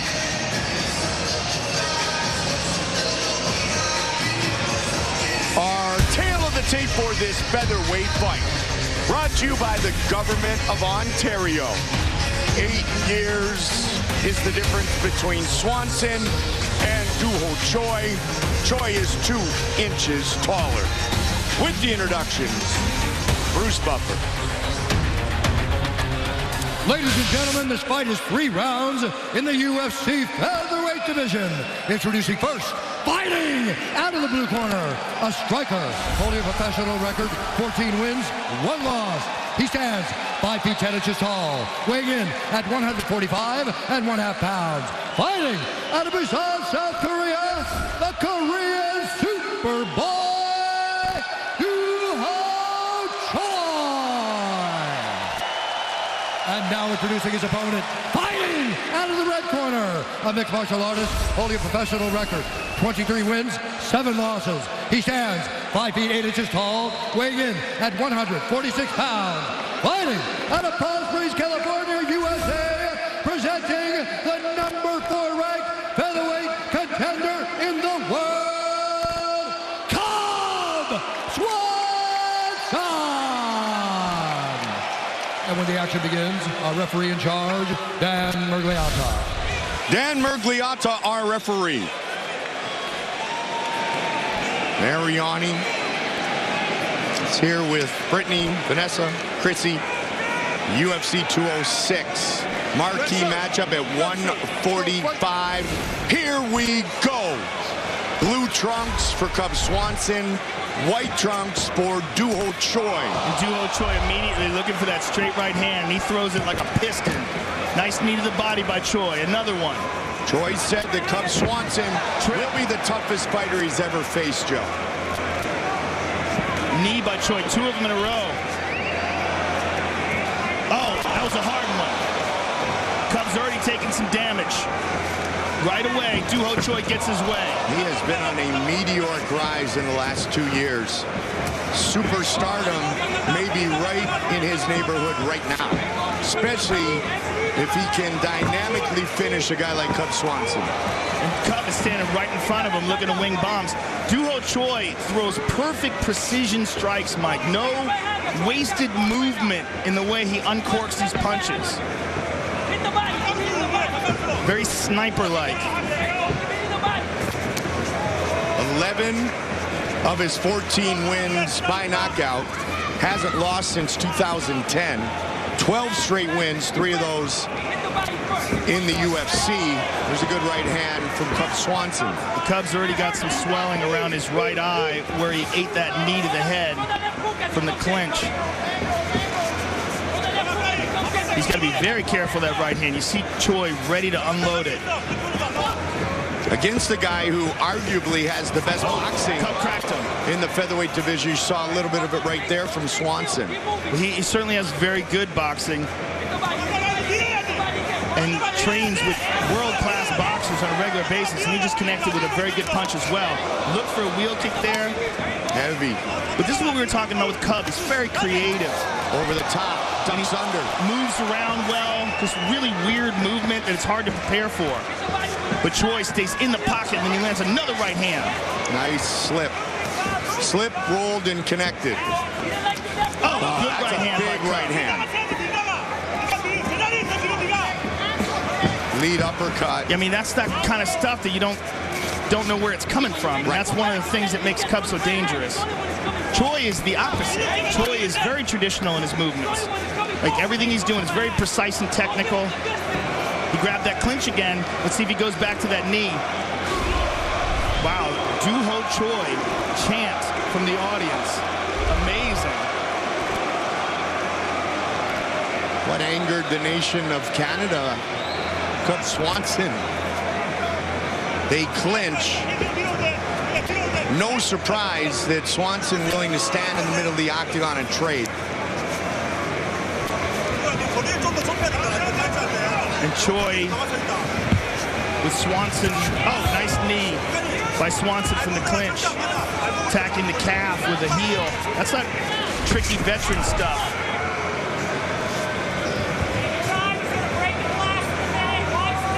Pro since 2009. Choi, as we mentioned, just 25 years old. This is 16th professional MMA bout.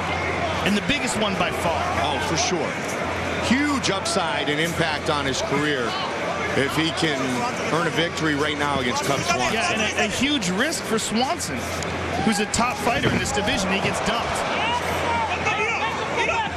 Good right hand over the top by Swanson. He goes for the head kick as well. That right over the top has worked more than once for Cub Swanson, Joe. And he fakes with the kick, or excuse me, fakes with the punch and comes with the kick.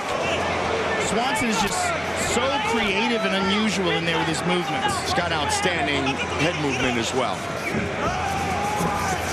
He's one of those fighters that's so unusual with the way he moves that if you saw him fighting in a silhouette, you'd say, oh, that's Cub Swanson.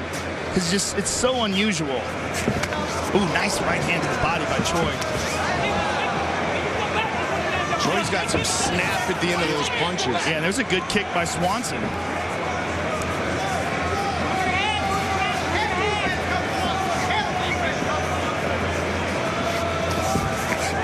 Again, Cub Swanson scores. Yeah, in really unorthodox style. Southpaw. Looking for a hook kick.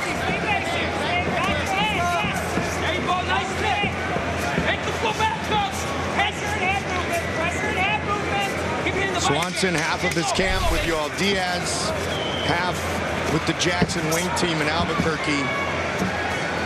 Final seconds of the round.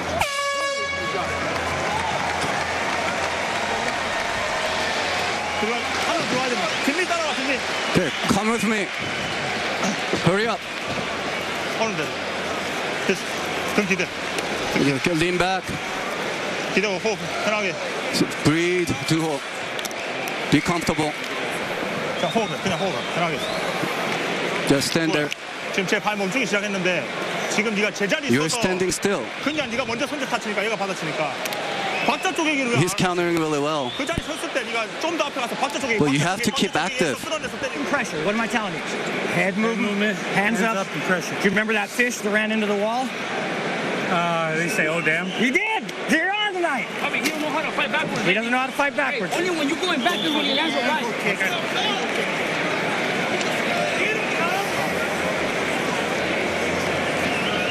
Gentlemen, did I miss anything? The unauthorized reproduction or distribution of this copyrighted work is illegal and punishable under law. Round two. Choi. Round two, let's go fight. Swanson, round 2.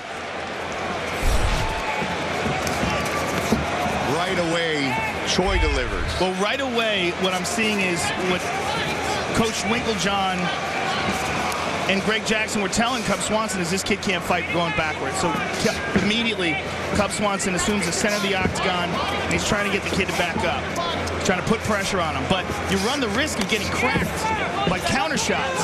There was something about a fish. I didn't quite understand it. I didn't hear that either. Yeah, Cub, good shots there landed by Cub. Good knee to the body. Good hard shots to the body here. For a limited time, save $20 on Gears of War 4, the game Polygon calls the best-looking game on Xbox One. Early in round 2.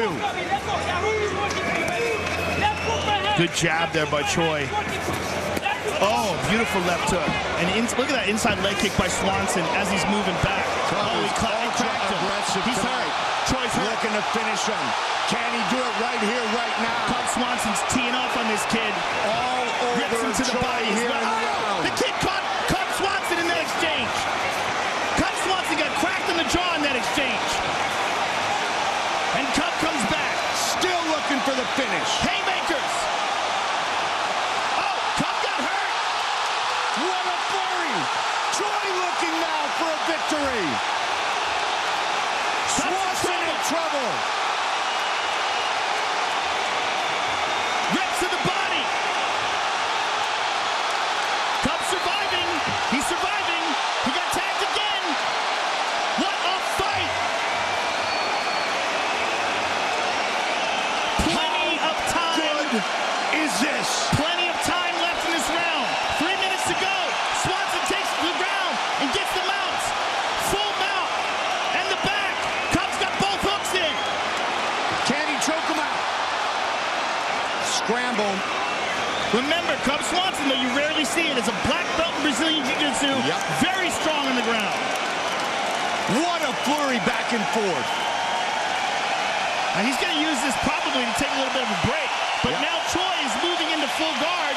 Now Cub pushes it back down, half guard again. Cub staying on top. He should maintain top position, though, and good pressure. Right now he's got no pressure, and he's allowing Hoy to kick up. Cub was firing away, looking for a finish. Well, he's got to be careful of the up kick here. Yeah. Very careful. And Choi fired right back. That's a heavy elbow. He let him up. Man.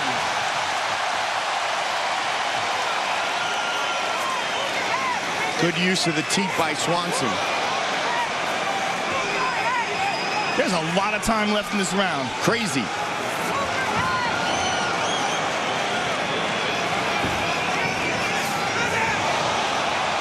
Swanson again with a swinging for the bleachers. Unbelievable. He cartwheel kicked him, Sanchez style.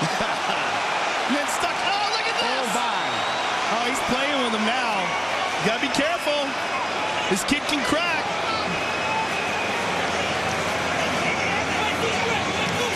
Right hand over the top. They are putting on a show. Went for the head kick.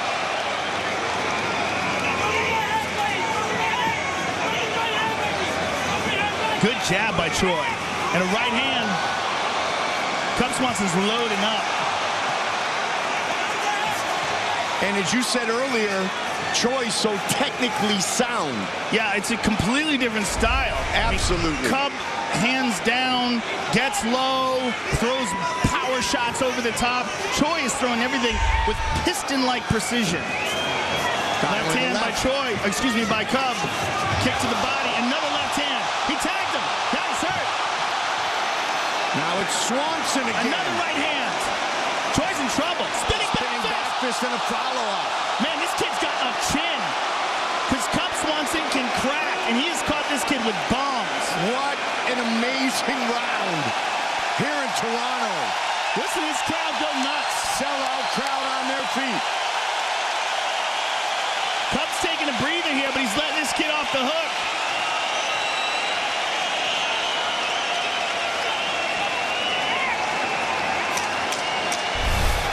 There's still another round left. There is. Crazy. Oh, he got kicked in the and that knee, low. too. The knee.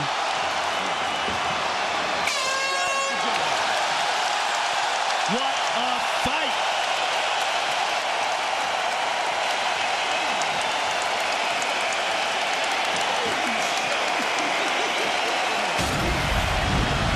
Let's take a look at some of the action here. Here's Cub connecting with a right hand. Stun Choi. A left hand. Another right hand. Choi's in big trouble here. Choi cracks Cub.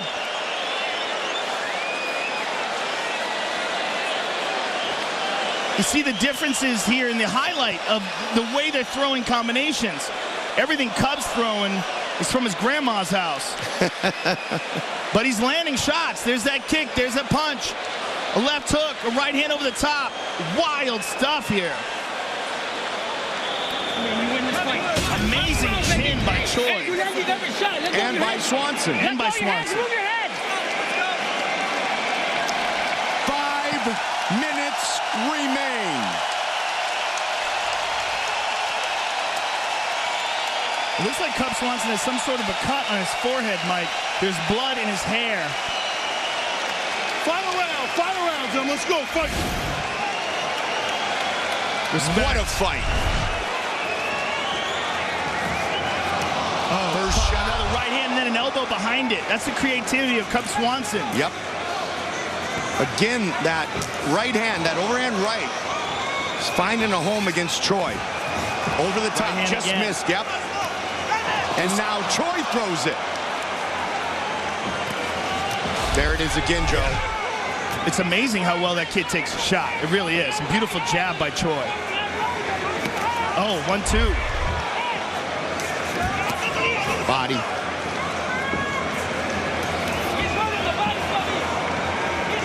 Now he was close to a takedown there. Oh, he got tagged with the right hand. Big there. right hand. It's crazy. Cub ducks under.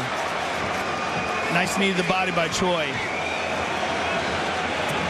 Swanson didn't want to clinch there, Joe. Right Choi hand over the coming top again by over the Choi. top. Now he's trying to drag Good Swanson uppercuts. down.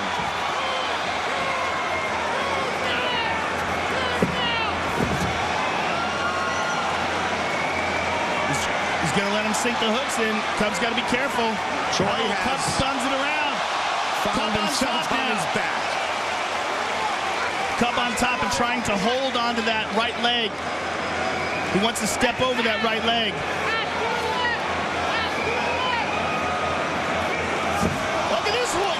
Choi almost spun him around, but now Cub steps over. Almost got him out. Choi did a good job of using his butterflies. Gotta watch the angle there. Those are legal shots from the bottom by Choi. You're seeing two exhausted fighters that are fighting in a crazy war here, folks. Cub passing the guard now, but he's passing it very loose, and he's giving Choi the opportunity to get his feet back under him, like this. Good shot to the body by Cub. Oh, look at that ankle pick. Right back up. Very slick with the by right Choi. hand. Over the top again. He tagged him. Cub tagged him. Oh, what a fight. Unbelievable. This is crazy. Beautiful hip toss. But he's got to be careful he doesn't give up his back here.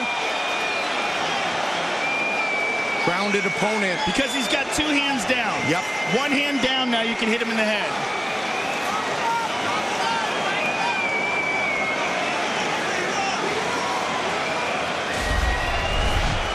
Just over 2 minutes remain.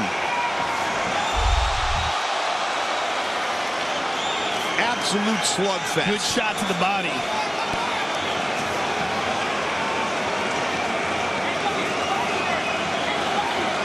We're going to talk about the willingness to stand and trade. This is crazy. Magnificent.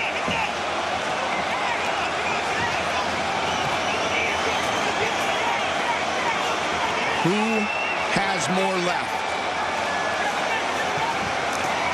Swanson. Good again with that right hand and again. Choi counters. Wow, this is crazy. Don't forget, follow us at UFC at Twitter, fan voting. We want you to tell us how you're scoring the fights all night. Swanson rolls, winds up on top. He's just exhausted, Mike. Both guys are. And he lands a right hand on the break and looked up at the clock. 1:10 to go.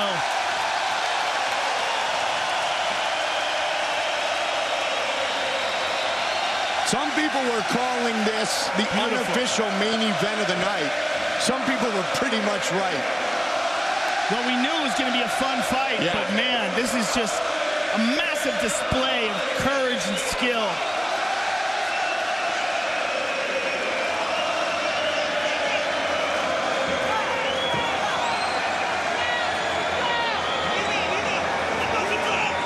Both men badly beaten, Right but hand by neither Cub. broken.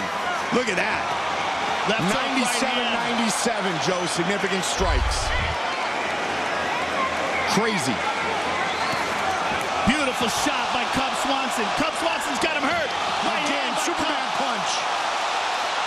Uppercut. Final seconds of the fight. This fight is dangerously close to being stopped. He's on top.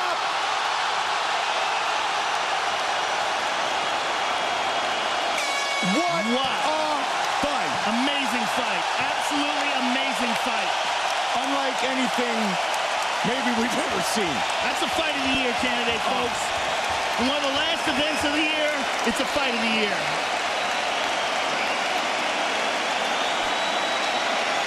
Man. Just an incredible performance. This crowd is on its feet in appreciation. Just outstanding. I'll tell you what, win, lose, or draw, this Doo-Ho Choi kid is for real. Fight replay brought to you by Budweiser, Joe. This Bud's for you. Take a look at it. Cub Swanson put it on him, and here you're seeing it. Connected. That was earlier in the fight, and that's Choi connecting on Swanson. Look at this left hook. Cartwheel kick. Left hook. Right hand behind it. I mean, Doo-Ho Choi can take a shot, man. So impressed with this kid's heart and chin, but so impressed with Cub Swanson's ability to adjust. Look at that. Left hand, right hand. What a crazy fight, and what a treat to call it. It is now in the hands of the judges. Look at this last 20 seconds. This might be right where Cub Swanson assured himself a victory in this fight. Right here. The final 20 seconds.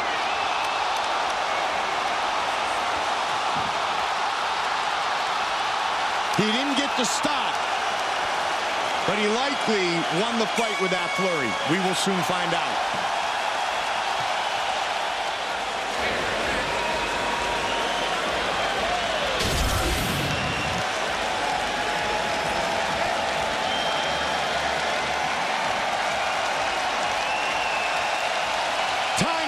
Official decision brought to you by Metro PCS. Get a fast nationwide 4G LTE network for only $30 period. Wireless figured out. Bruce Buffer. Ladies and gentlemen, after 3 rounds, we go to the judges' scorecards for a decision. The judges score the contest 30-27, 30-27, and 29-28 for the winner by unanimous decision.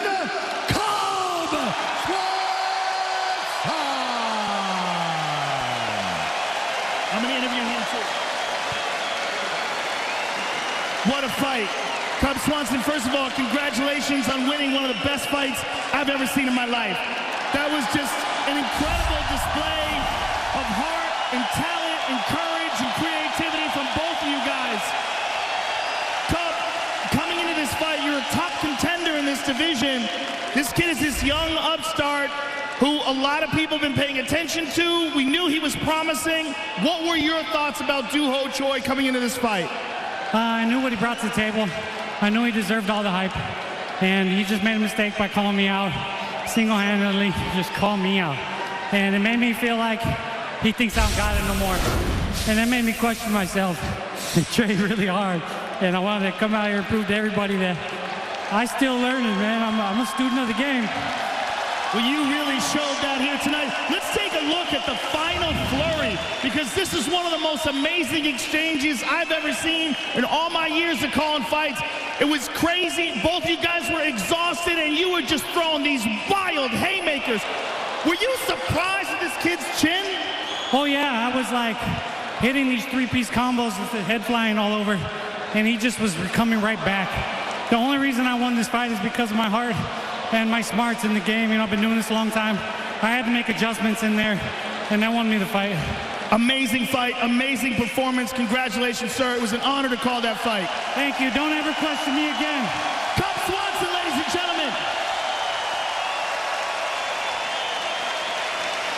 I'm here with Doo-Ho Choi. As you can hear from this crowd, they are very much in appreciation of you and your performance here tonight. 먼저 멋지신 경기 참 감사합니다. 수고하셨습니다. Please give us your thoughts on the fight. 이번 시합 하신 거에 대해서 한 소감 얘기해 주시죠. 멋진 인터뷰도 준비하고 이길 줄 알았습니다. 네. 근데 지니까 이런 기분이네요. 다음에 두 번 다시 안 지겠습니다. I prepared for the winning interview, and I really believed that I was going to win. And this is what losing feels like. I'm going to train even more, and I'm not going to lose again. You are one of the most talented prospects in this division, and this was a big step up for you. Why did you specifically want to fight Cub Swanson? 이 패더급에서 상당히 세신 유망주 중에 하나신데 왜 꼭 컵 스완슨 선수를 상대로 싸우고 싶었는지요? 솔직히 저 주변에도 그렇고 저도 그렇고 저 선수 팬이었거든요. 그래서 그냥 약해서가 아니라 꼭 한번 싸워보고 싶었어요. 네. 그리고 이길 자신도 있었고요. This may sound a little silly, but my cornerman and myself, we're both big fans of Cub Swanson. So apart from the rankings, I really wanted to fight this guy, and I believed deep in my heart that I was going to win. It doesn't sound silly at all. Thank you for an amazing performance, and it was an honor calling your fight. 감사합니다. 수고하셨습니다. One more thing. 진짜 이길 줄 알았는데 네, 지게 됐습니다. 네. 일단 팀메드 식구들 감독 너무 감사드리고 상호 원장님 감사드립니다. I thought I really was going to win, but I'm sorry that I lost. But I thank you, all the fans, as well as the team members. Thank you very much. Doo-Ho Choi, ladies and gentlemen. I don't know if there was a loser in that fight. I really don't. That kid is a superstar in the making. What a fight. MLB, MMA unite. Josh Donaldson actually trained with Stephen Thompson today. They're new best friends, I guess. It looks like they are. All right, Donald Cerrone coming up. He has been a revelation in the welterweight division. Perfect at 3-0. Winner of 11 of his last 12 fights. Was supposed to fight at Madison Square Garden. Instead, he will fight the immortal one, Matt Brown. He and Cerrone fighting for the 23rd time inside the octagon. Matt Brown has been all business this week in Toronto. He has finished 11 of his 13 UFC fights. In a couple of weeks, we see Ronda Rousey and her return. And she began her MMA career with 12 straight wins, all finishes, 11 in the first round. Ronda Rousey was undeniably the most dangerous unarmed female in the world. But in November of 2015, in Melbourne, Australia, her entire world would change.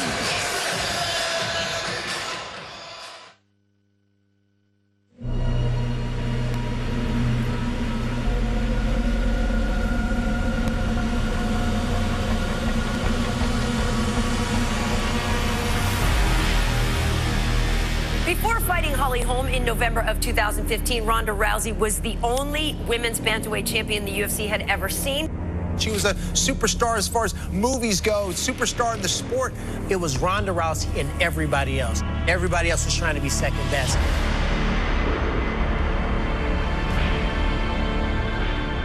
Since that loss, we have barely seen Ronda. It's not consistent with who you've promoted yourself to be. Is that about losing, or is that about losing the mystique and the image that you worked so hard to create?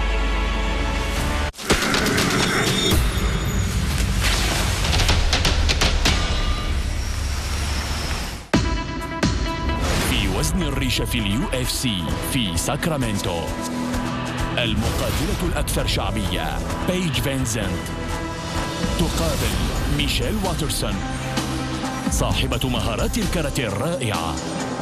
UFC فوكس في هذه الأوقات على أبو ظبي الرياضية.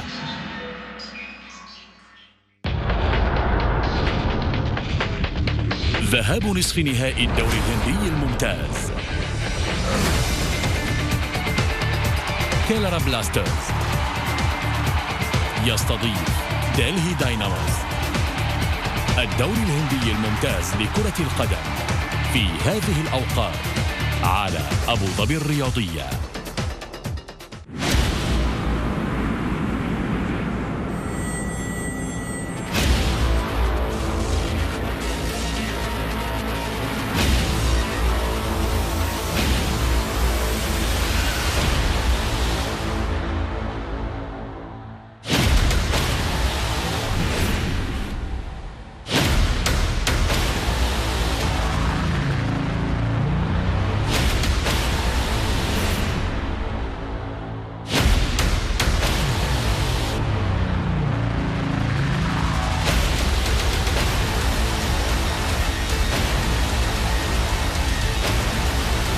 بطولة مبادلة العالمية للتنس على قنوات أبو ظبي الرياضية.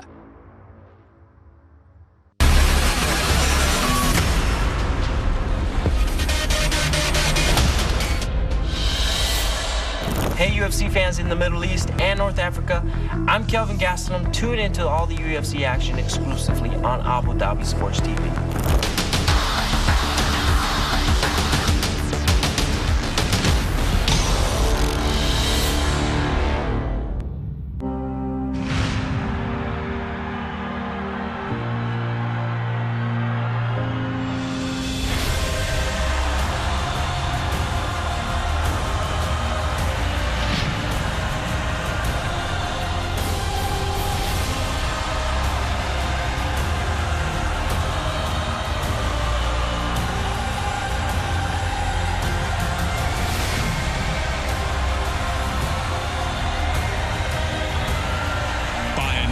TV, Abu Dhabi Sports.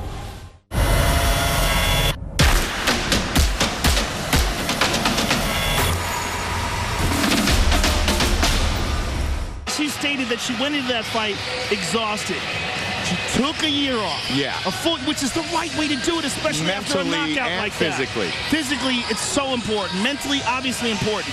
She looks sensational now, and you got to remember who she was when she was at her best. When she was focused, when she was at her best, she was a storm inside that octagon. I want to see how that Ronda Rousey fares against the incredibly talented Amanda Nunes, because that's what she's facing.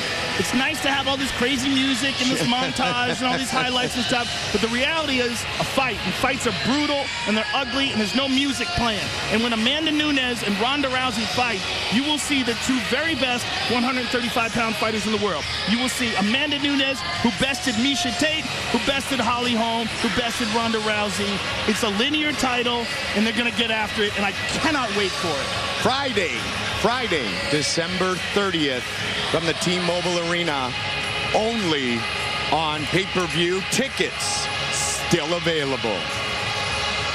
Nunes and Rousey. It's a bout that could be a main event on any given night because Matt Brown and Donald Cerrone plan on battling as if this were a championship fight. From lightweight to welterweight, Donald Cerrone has kept his star shining bright with a series of stellar performances. But when he faces fellow 170-pound action hero Matt Brown tonight, fight fans are anticipating that both men will deliver a battle of epic proportions. Well, I don't plan on this fight being fight of the night. I plan on this fight being knockout of the night. The key to beating Matt is just stay in his face, pressure, pressure, pressure. You know, his cardio sucks. His body shots are terrible.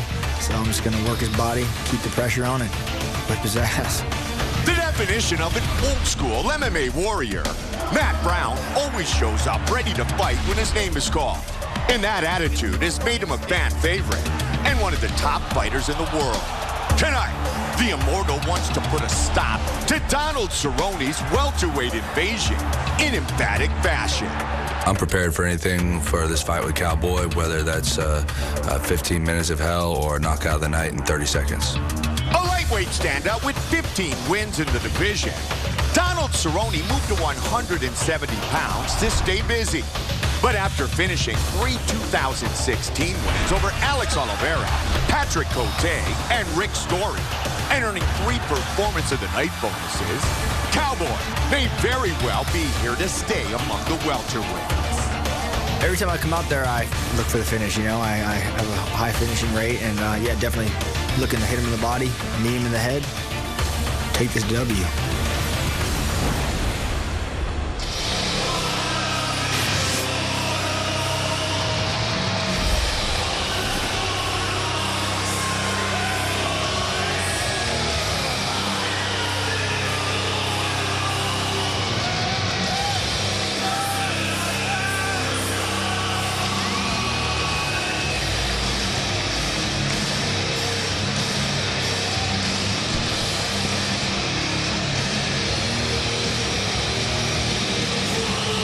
The Immortal Brown steps towards the octagon with a 2-fight losing streak, being submitted by Damian Maia and then being stopped in the first round by Jake Ellenberger. In the Ellenberger fight, Ellenberger just came out real aggressive, caught him with the right hand right off the bat, and then in a flurry landed a beautiful body kick and put Matt Brown away. Before that, he was smushed by Damian Maia.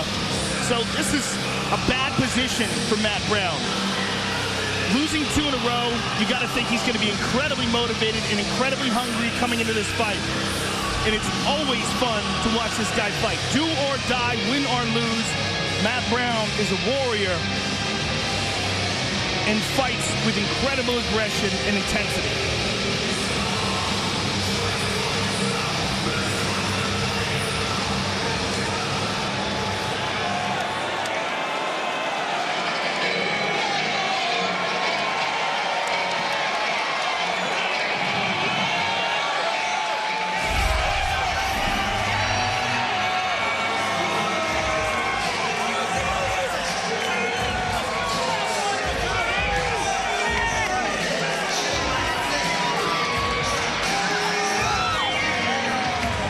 Donald Cowboy Cerrone makes his way towards the octagon here, and there's been a lot of bad blood between these two, or at least a lot of attempts at friendship by Donald Cerrone and a complete denial of that by Matt Brown. Donald Cowboy Cerrone steps into our Bud Light Living prep point. They trained together in the past. Matt Brown's quote was, "Just because we were training partners doesn't mean we're friends." Donald, in the past, has had problems with guys getting into his head a little bit. He had that with the Nate Diaz fight. But I think in this fight, we're going to see whether or not he's learned from that. Because he said in the past, discussing that, that's never going to happen again. He goes, I know what I did wrong. I know how I let it get into my head. I'm not going to have that happen again. But Matt, the Immortal Brown, This is how he fights with everyone. He comes out, he's super aggressive, he's super serious with all the press and all the weigh-ins, and it's a logical move for him to try to get into Cowboy's head. Let's just see if it works. Our tail of the tape for this, our co-main event of the evening. Brought to you by the Government of Ontario. Cowboy is 33, Brown is 35. Matt Brown will have the 2-inch reach advantage. With the official introductions, once again, Bruce Buffer. Ladies and gentlemen, this is the co-main event of the evening. This fight is 3 rounds in the UFC welterweight division. Introducing first, fighting out of the blue corner, a technical brawler, holding a professional record, 22 wins, 15 losses. He stands 6 feet tall, weighing in at 171 pounds. Fighting out of Denver, Colorado, by way of Columbus, Ohio, USA, Matt the Immortal Brown.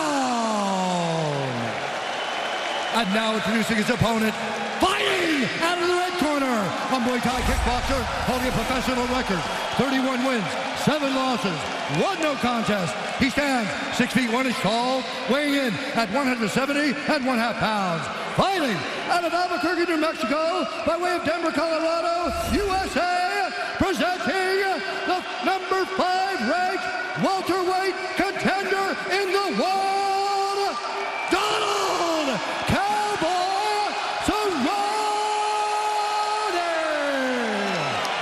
And when the action begins, our referee in charge, John McCarthy.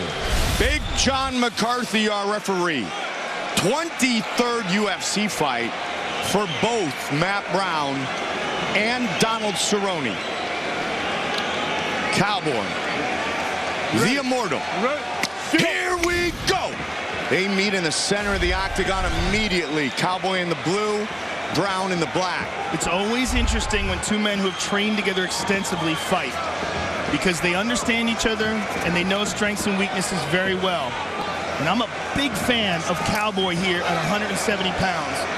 He looks fantastic in his last fights, but this is going to be the first time he's fighting a guy who's a real legit 170-pound killer in terms of world-class talent, championship-level competitor. Mad. And they're getting after right in the pocket early. Brown, of course, last few camps have been with the Elevation Fight team in Denver. Good kick to the body there by Donald. Very nice. He might have hurt Brown. Brown's keeping that right elbow tight to the body there. He might have a poker face there. High kick. Brown's in trouble. And again, look at Cowboy pushing forward. It was a body kick that finished Matt Brown in Atlanta, courtesy of Jake Ellenberger. Now the Ohio native pushes back. Yeah, Cowboy's looking for that shot again. And Matt Brown still keeping that right arm tight to the body. Looking for the left hook.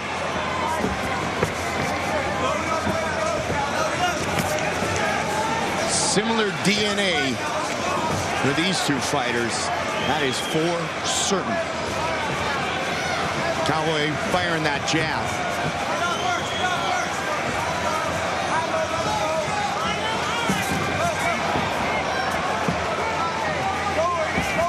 Good 1-2. Right hand over the top by Brown. Donald Cerrone has the most UFC wins of any fighter since 2011. Good right hand by Brown. Good left hook by Brown. Brown looking to be the first man to beat Cerrone at 170 in the octagon. Nicely done. Mixing it up well with the kicks to the legs and the punches to the head. Cowboy, as we mentioned, 3-0 at 170, winner of 11 of his last 12 fights. Matt's reaching him with that right hand. Yeah. There's a good kick to the body by Matt as well.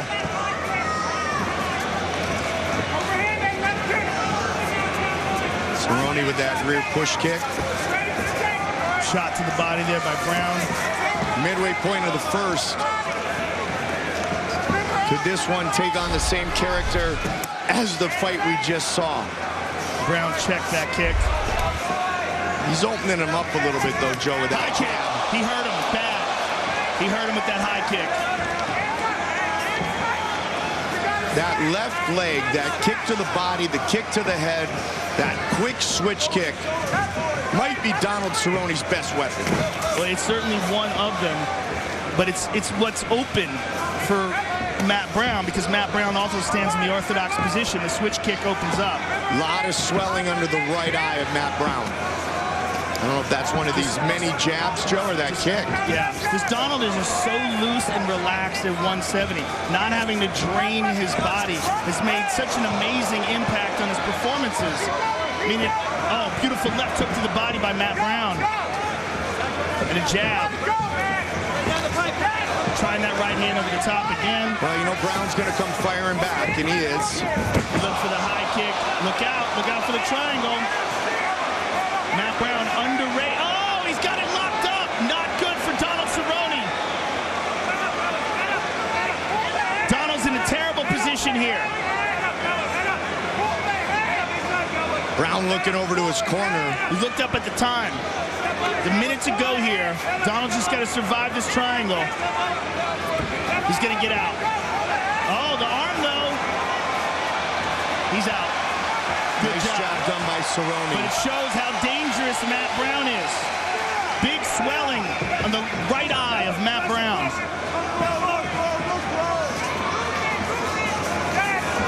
Right hand by Brown. Brown's starting to connect here. He utilizes the teep. Uppercut. Dirty boxing. That swelling under the right eye. See if Cowboy continues to punish with the jab. Cowboy looked for the head kick there, just grazed him with it. Really good first round. Body shots. He tagged him. Tagged him with that right hand there, right at the bell. Thank you. Sit down, motherfucker. Deep breath. This is pretty much what we expected. Slow down, slow down. Deep breath. Slow down. Deep breath. Let's take a look at some of the action from that round. Here's a right hand by Brown, right to the body as well. And there's the high kick by Donald Cerrone, caught him right on the cheek. And there Matt Brown went for the high kick, missed it, and then locked up a triangle, which was the most dangerous moment of the fight for Cowboy. And here's the end of the fight. You see a nice right hand by Matt Brown. Pushes Cowboy to the ground. Hard, okay? Watch the overhand, watch the left hook. Let's go, baby. Stay on those feet, Cowboy.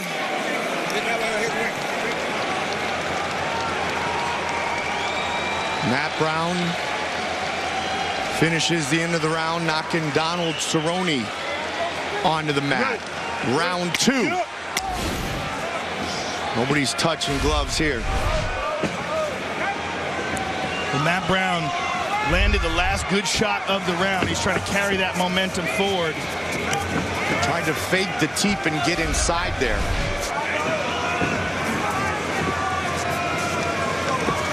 Again, he's got that front foot going up and down, classic Thai style. There's the teep. And he jumps in. And Donald looking for the takedown, but he gets stuffed.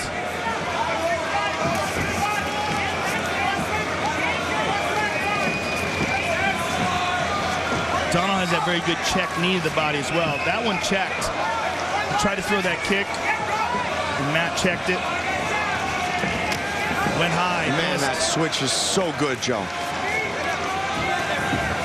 Good knee to the body there by Matt.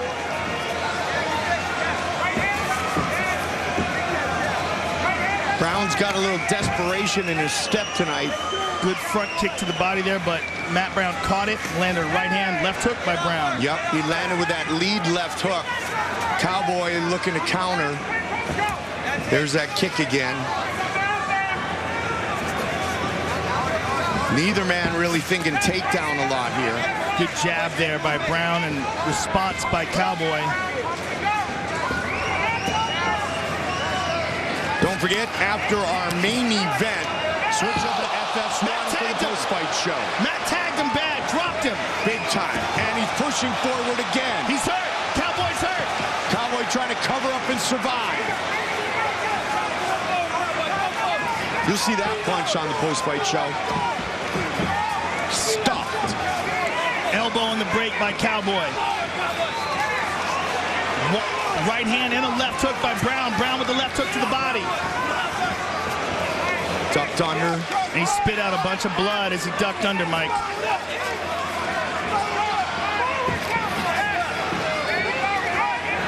Both men have scored. Body. There's that head kick again. Rattled him, Joe.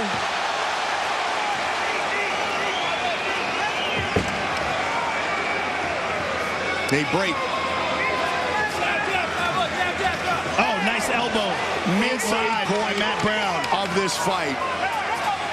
Both men battered but not beaten. Right hand over the top by Cowboy. Matt Brown staggers back, but jumps right back into the fray.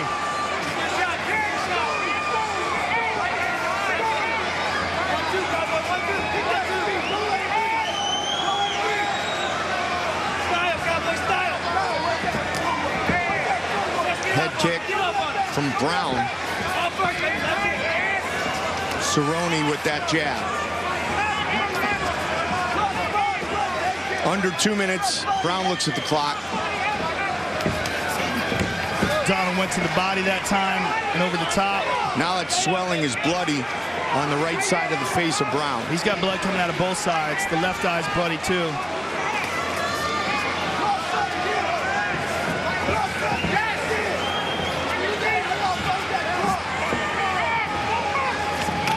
High kick again. Two battle-tested veterans going toe-to-toe. Right hand by Brown. Now the body shots again.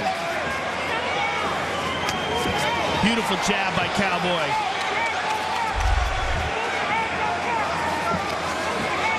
Cowboy pressing forward here. Matt Brown looking to get off the cage, lands a right hand.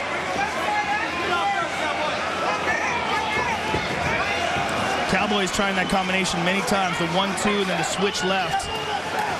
Cowboy gets tagged there. Brown's getting battered. But Brown's pressing forward here. Elbow by Brown, just missed another one. And Cowboy responds with the right hand. This is a Matt Brown who at one point had 7 straight UFC wins and 6 finishes by knockout. He's trying to get that mojo back. This is a very important fight for the immortal Matt Brown.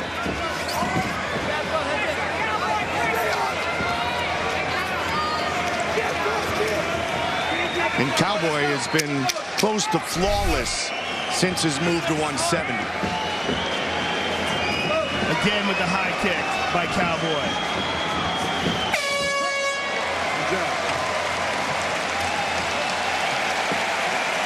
Sit down, baby. Deep breath. Deep breath. Slow down. Slow down. When you bring your motherfucking feet and get in his space, that's when you're successful, okay? You are dominant in the clinch. Let those knees pump and the elbows, okay? The body shots are working. You have to throw more body shots. You have to make it a motherfucking fight. Do you hear me? Yes, sir. What are you gonna do? Make it a fight. Thank you, motherfucker. Wipe his face. That's Dwayne Ludwig, ladies and gentlemen. Let's take a look at this incredible action. Here's a big right hand from Brown. It dropped Cowboy. And there's a high kick from Cowboy that stunned Brown. There's a beautiful elbow by Brown. And another head kick by Cowboy.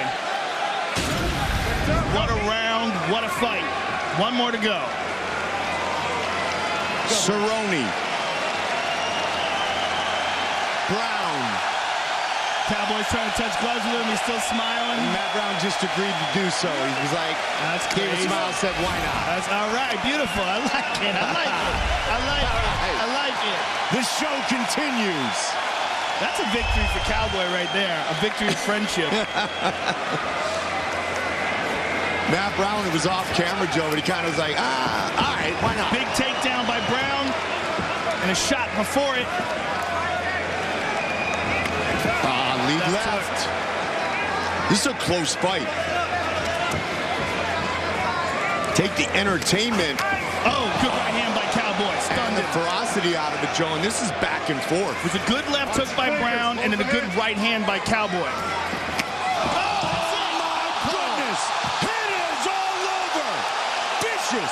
Body kick by Cowboy. That was a head kick. Head kick. It was a knockout. Wow. It was a head kick knockout. It was on the button. Man.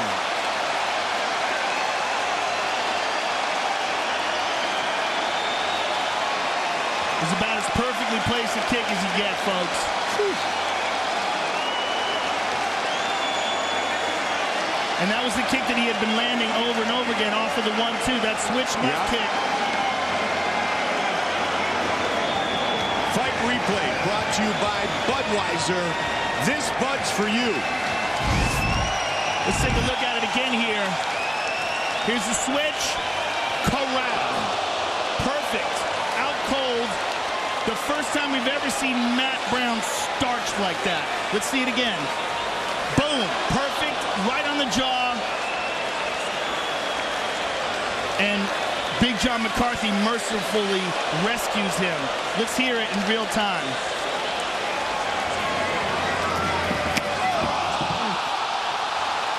Doesn't get any sweeter than that, folks.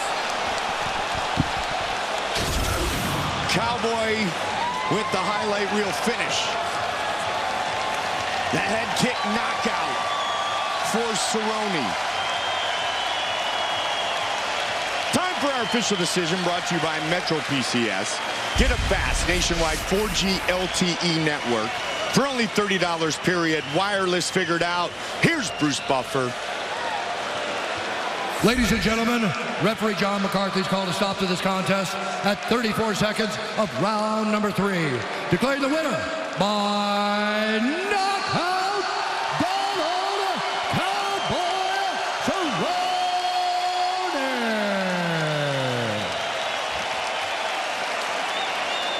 I'm here with the winner, Donald Cerrone. Donald, a gigantic victory for you here at welterweight. You got 2 victories here tonight. You got him to hug before the 3rd round, too. Yeah, he's a good guy, man. He's just trying to get in my head, you know. But it must have been all the alpha brain I was taking, keeping me focused, baby. Let's take a look at this highlight reel knockout. You had landed that switch kick off of the 1-2 before, but here you just placed it perfectly. You set it up with the jab, right on the button. Was that something that you had seen in training and preparing for this, or just came natural? Just came natural. You know, Six Gun and I work hard on our striking. Great Jackson, all my guys at the ranch. It's just a lot of fun. I love this shit, man. I know you do. This was a tough fight against a tough guy. Was there anything surprising about this fight? Yeah, I knew he was going to come hard. I knew he was looking for the finish, but I wonder what about Denver, Colorado in a few weeks. What about that one? You want to fight again in a couple of weeks? Yeah, Denver, Colorado, baby, 1,000%. Talk to Dana shaking his head. Look at him over there. Well, listen, Donald, you have clearly established yourself as one of the top contenders in the welterweight division. This is a huge victory. Enjoy it for now until Denver, and thank you very much for another awesome fight. You got it, Joe. Thank you. Thank you, everybody. I love this shit. Donald Cerrone, ladies and gentlemen. 19th UFC win, tied for number 2 all-time with George Rush St. Pierre. I looked away a half second to check the stats, and boom! Just like that. There's Rumble. He was supposed to fight Cormier tonight. That'll happen, and it'll be spectacular when it does. Coming up, our main event, Max Holloway, turned pro at age 18, made his UFC debut at age 20. 15 of his 19 pro fights have been in the UFC. He's on a 9-fight win streak. His opponent, despite not making weight for tonight's interim featherweight title fight, is still highly motivated. Anthony Pettis wants to win tonight's main event and headed to 2017 with momentum on his side. Jose Aldo is the champion, Joe. Frankie Edgar just had a great performance, and we're about to see our main event. It's a tremendous division. I mean, Frankie Edgar is a handful for anybody in the division, one of the best in the world. We saw one of the most incredible fights we've ever seen tonight with Cub Swanson versus Doo Ho Choi. I think Doo Ho Choi emerged as one of the top guys in the event, even though he lost. It's just an amazing weight class, but this tonight is one of the most important fights in the division. Max Holloway has been a rising star in this division for a long time. He has had nine fights in a row where he has won against top-flight, world-class competition, and he gets to fight more top-flight, world-class competition tonight in Anthony Pettis. Again, we can't emphasize this enough. Pettis missed weight. He will not be fighting for the interim title. Holloway will be fighting for the interim title. It's very confusing, but what's most important, this is a terrific fight. We're going to watch it. Max Holloway wants to cement his spot as the next man to fight Jose Aldo. It is time for our main event of the evening. 5 rounds of fighting for the interim UFC Featherweight Championship as Max Holloway faces Anthony Pettis.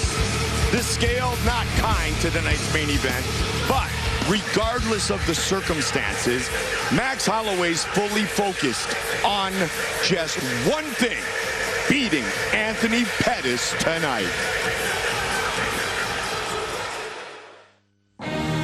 We have some breaking news. Max Holloway will fight Anthony Pettis for the interim featherweight title. We have 2 phenomenal fighters at 145 pounds, and now we get to see them go 5 rounds as opposed to 3. Anthony Pettis has gone through some tough times, and he's had some hard losses. But at the end of the day, he is one of the best fighters in the sport of mixed martial arts. At this point in my career, there's a lot of doubt, and I kind of feed off of that. People are doubting how good I really am. December 10th, I'm going to go out there and remind everybody who Anthony Showtime Pettis is. I believe that Max Holloway, if he continues to go down the road he's going right now, could easily be considered as an all-time great.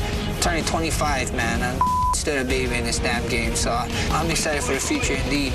Who in here wants to see a Hawaiian fight for a belt that's named Max Bless Holloway?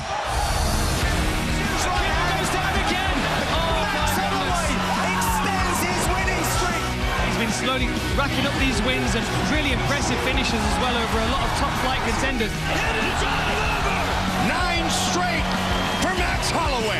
9-fight win streak, but he's never fought a guy like me out there. He hasn't faced a striker like myself. Plus, I got the submission skills to back it up, the wrestling, the size on him.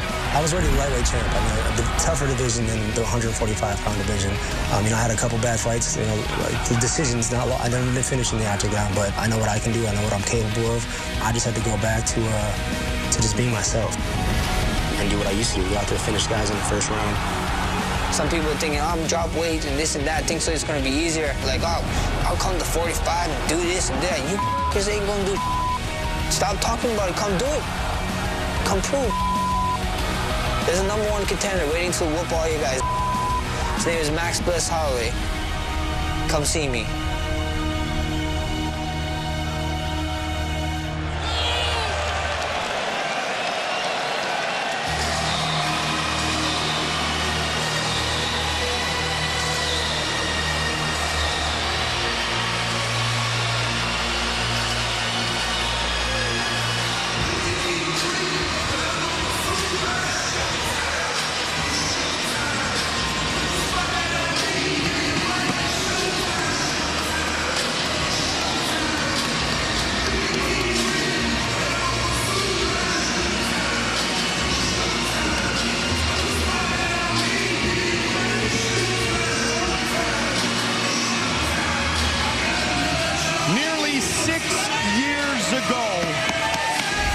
Anthony Pettis showed the world the Showtime kick against Benson Henderson to become the last ever WEC lightweight champion. At age 26, he had the UFC belt, and now he's trying to get back to the top of whatever division it might be, and right now for him, it's 145. it's very difficult when a fighter starts losing. When a fighter in the beginning of his career loses, they feel like they can get better, or they're going to improve, they're going to learn from those losses, but they reach a point somewhere in their career when they're fighting against world-class competition where they lose a bunch of times, and they wonder if they could ever bridge the gap between them and the very best.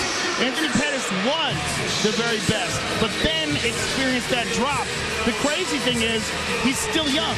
He's only 29 years of age. It's not like he's declining physically, so it's a confidence issue, it's a skill set issue. There's a bunch of different factors going on that caused him to want to drop down to 145 pounds. But missing the 145-pound weight limit, and missing it by 3 pounds the way he did, very disconcerting. And you got to wonder where his head is at right now entering into this fight. That said, what Anthony Pettis is one of the very best strikers in mixed martial arts today, an incredibly talented and dynamic individual with spectacular submission ability. Anthony Showtime Pettis steps into our Bud Light Living prep point. The first man to submit Benson Henderson. He did so to win the lightweight title. His body kicks are vicious. His training partner, Tyron Woodley, is a champion. He still has the power. He's worked his wrestling with Izzy Martinez. He cannot leave with a belt tonight, Joe, but he can leave and make a huge statement nonetheless. The former lightweight champion, Anthony Pettis.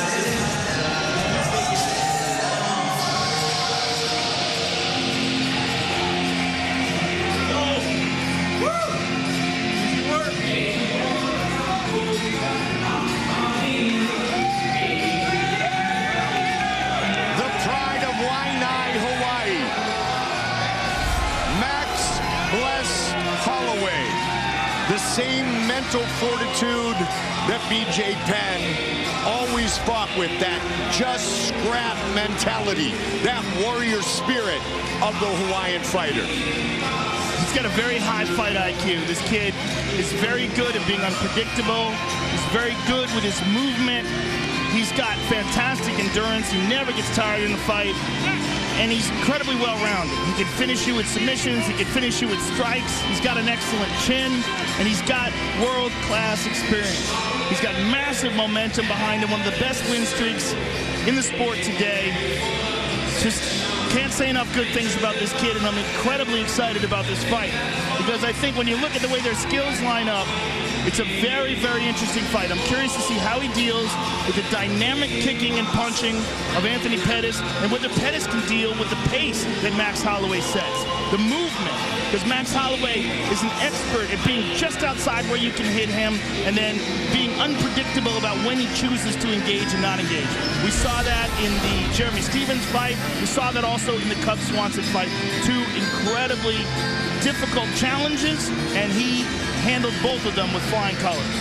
Holloway, winner of 9 straight, 8 at 145, 6 finishes, 3 bonuses, has not lost since 2013 in Boston against the notorious one, Conor McGregor. A win tonight sets him up for a shot at the undisputed featherweight championship of the world. Another thing to take into consideration is that Max Holloway makes this weight pretty easy. Yeah. He'll be healthier coming into this fight. He's done it many times. He's never had a problem doing it. He's never had a problem with endurance.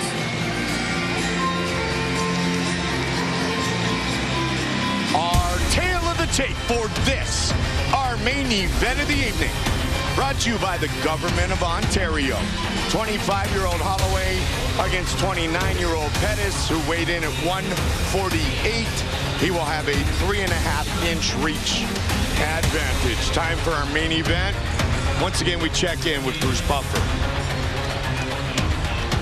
Ladies and gentlemen, this is the main event of the evening. Sanctioned by the Ontario Athletic Commission. Commissioner Ken Hayashi. Our 3 judges scoring this contest at Octagon side are Doug Crosby, Derek Cleary, and Eric Cohen.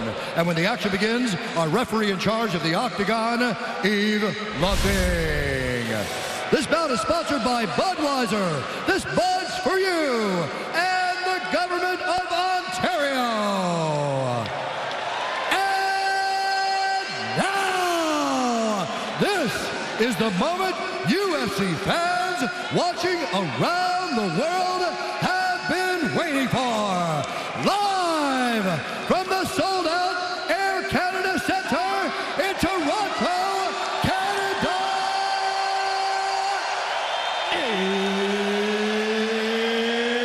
It's time!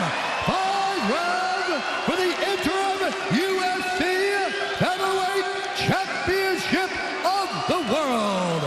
Introducing first, fighting out of the blue corner, a mixed martial artist holding a professional record, 19 wins, 5 losses. He stands 5 feet 10 inches tall, weighing in at 148 pounds. Fighting out of Milwaukee, Wisconsin, USA, presenting the former WEC lightweight champion and the former UFC lightweight champion and the number 5 ranked featherweight contender in the world, Anthony Showtime Pettis. And now introducing his opponent, fighting out of the red corner, a mixed martial artist holding a professional record, 16 wins, 3 losses. He stands 5 feet 11 inches tall, weighing in at 145 pounds. Fighting out of Waianae, Hawaii, USA, presenting the number 2 ranked featherweight contender in the world, the pride of Hawaii, Max Bless Holloway.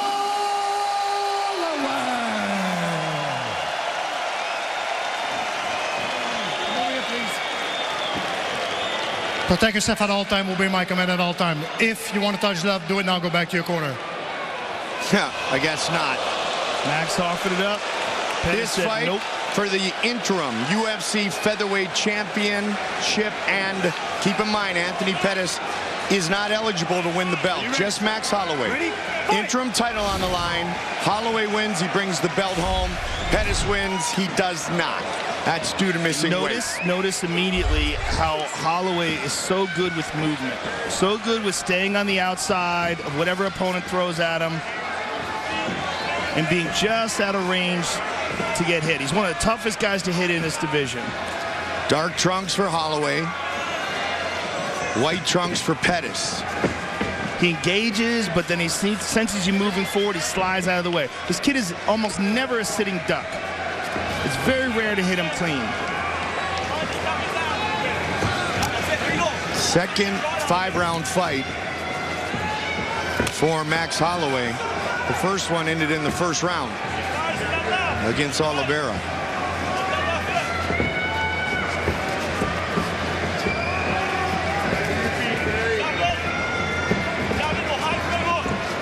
Both guys feeling each other out, trying to find that distance.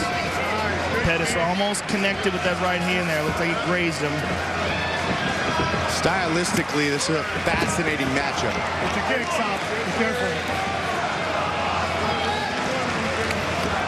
Wow. That's showtime. It's Pettis getting back to his roots, being creative and flashy, and utilizing those outstanding traditional martial arts techniques, which got him to the top years ago.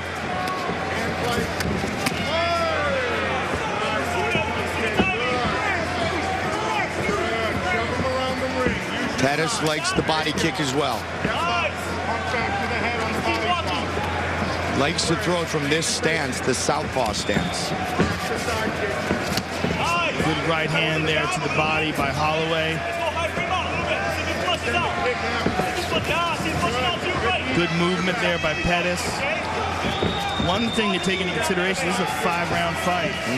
And if Pettis has struggled to make weight, which he clearly did, it's going to be interesting to see how his endurance fares if it gets into those later rounds.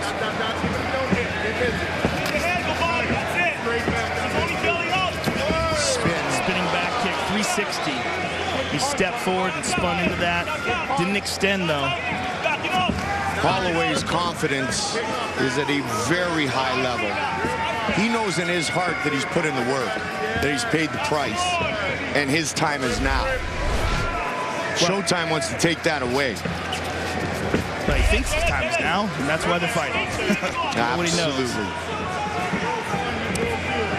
Watching the countdown show, there was an edge, Joe, to Holloway. Almost like an angry yet determined edge that he's waited long enough. Got a chance to win a belt here tonight in Air Canada Center. Pettis is doing a good job using that front leg side kick. He's used it a couple of times to the body. Caught him with the right hand there in that exchange. Duke Rufus telling Anthony to go lefty-righty. Switch it up. The way Holloway is moving forward, he's showing a lot of his body. He's standing very flat, very wide. And that's probably one of the reasons why Pettis has attacked with both the side kick and the turning side kick. Makes for a wider target. Over the top by Holloway. Very nice. To the body and then over the top with the right hand. Oh. Again, nice slip and rip. Don't forget, immediately following this our main event, it's the FS1 UFC 206 post-fight show. Karen Bryant, Michael Bisping, Tyron Woodley, Megan O'Leary break it all down. Jab. Pettis looks sharp here in the first round.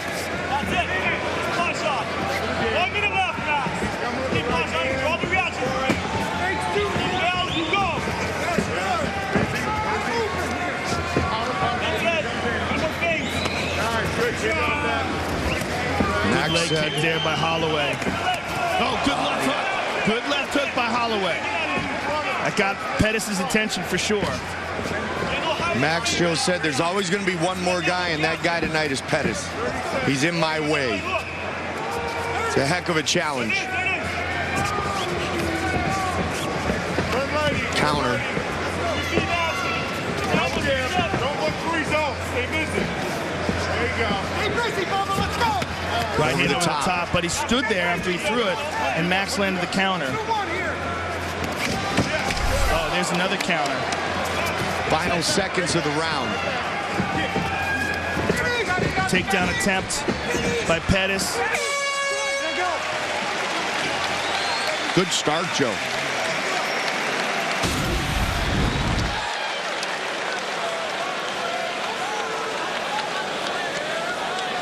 There's that front leg side kick, just kind of pushing him off with it. There's a good left hook landed by Holloway. Nice in the back. Here we go. There you go. Yeah, get the cut man. Duke Rufus. Cut man.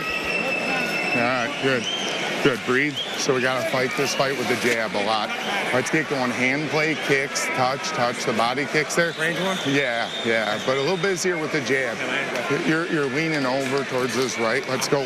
The right is. Yep. So we got to go righty the whole time, okay? Righty the whole time? Yeah, because you can't. Right? Yeah. Okay.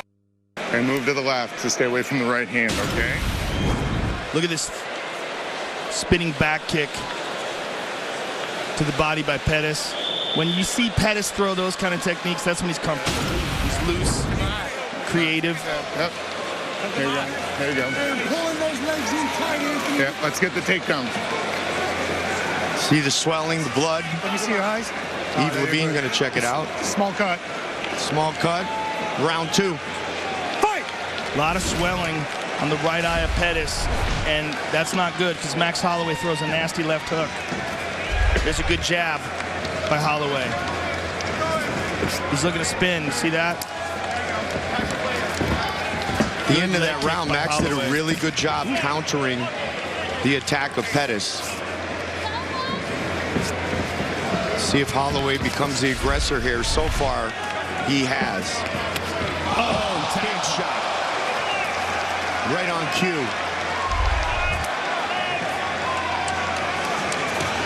And up we go.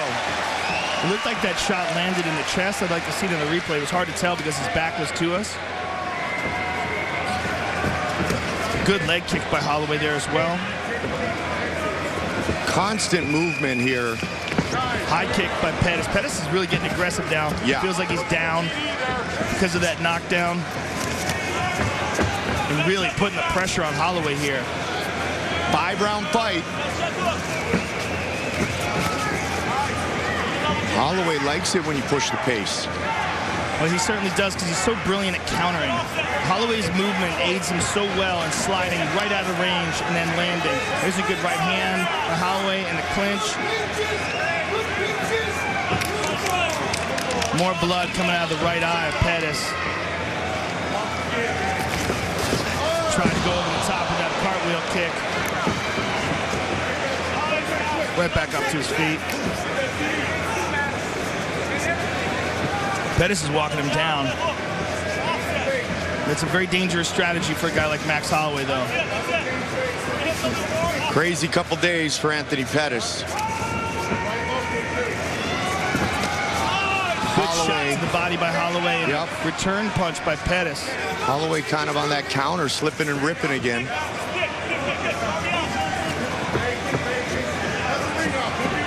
Pettis pushing forward. Pettis is having a real hard time with that right eye, Mike. Yep. He's got his eyebrows raised. He's having a hard time seeing out of it. It's really swollen up.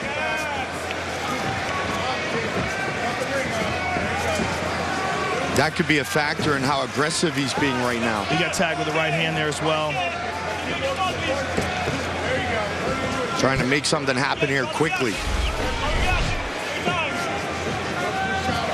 Holloway, body shot. Beautiful shot to the body, snaps down with the headlock. Holding on to the head, knees to the body, and a couple of punches as well. Good exchange for Holloway. Here's that front kick.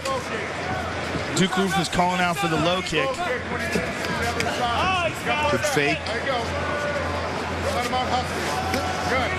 going. Don't look for one. Good punches to the body by Holloway. Whenever Pettis gets close, Holloway's going to that body. Keep it at him. Keep it at his eyes. Yeah, keep it at his eyes. He's leaning his head. That's it. Southpaw stands for Holloway. He's switching it up quite a bit. Yeah. He's orthodox now. We saw a lot of southpaw in his fight against Ricardo Lamas. Good right hand there by Holloway.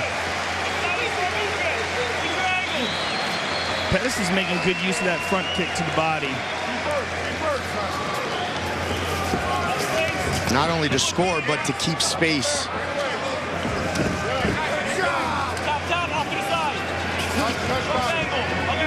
Just over a minute on the clock here in round 2 of a potential 5-minute rounds. Good knee to the body by Holloway.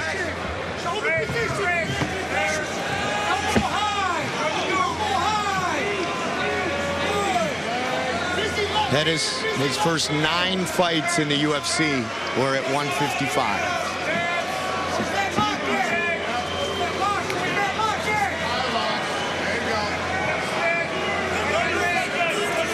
Good knee, wide base by Holloway. Looking to defend a possible takedown here. Doing a good job.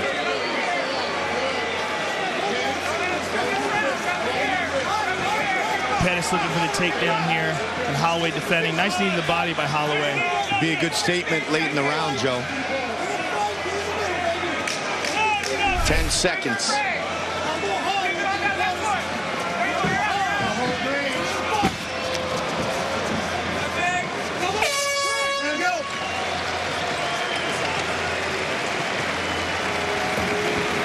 Anthony Pettis is having a hard time with his right hand. Everything out. Breathe everything out.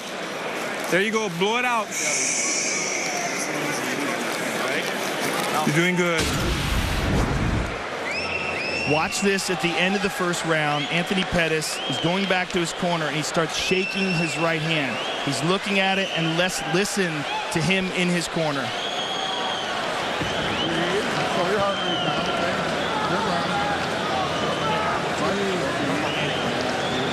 He just said, I broke my hand.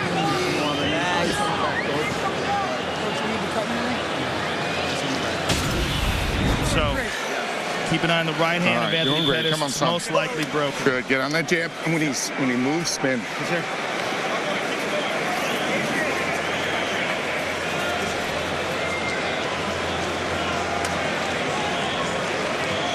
Round 3.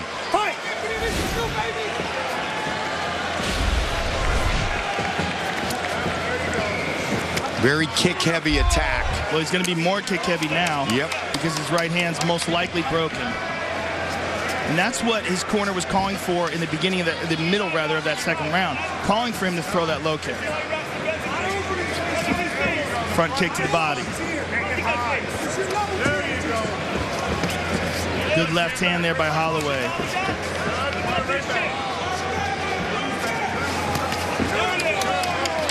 Good shot by Pettis. Beautiful left hand there. He's using the legs really well here in the first part of this round. Front leg round kick to the face. Snuffed it up there.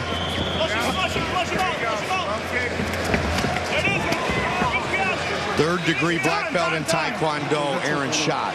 Go over there, please. 5 minutes on the clock, please. You have 5 minutes on the clock, so take your time. I know you didn't do that on purpose, so it will not be a pointed out. No doubt about that one, folks. Over the top. Okay, so be careful next time. Okay? You good? You still have time. You sure? Yep. I will not deduct point because it was accidental. Everything. But are you good? Get back to it. Time in. Fight. Let the battle continue. Unintentional. Anthony wants to get right back to it. First minute of the third now complete. Holloway opening up a bit.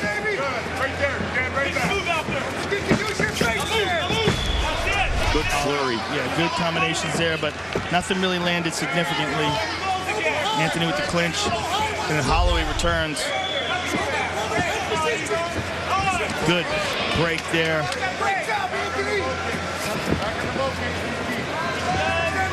Different style of attacks on the feet. Leg heavy by Pettis. Well, he's forced to be now, obviously, because of his right hand, but that might be his best. Oh, look at that beautiful sweep by Holloway. Beautiful job. Lets him up again.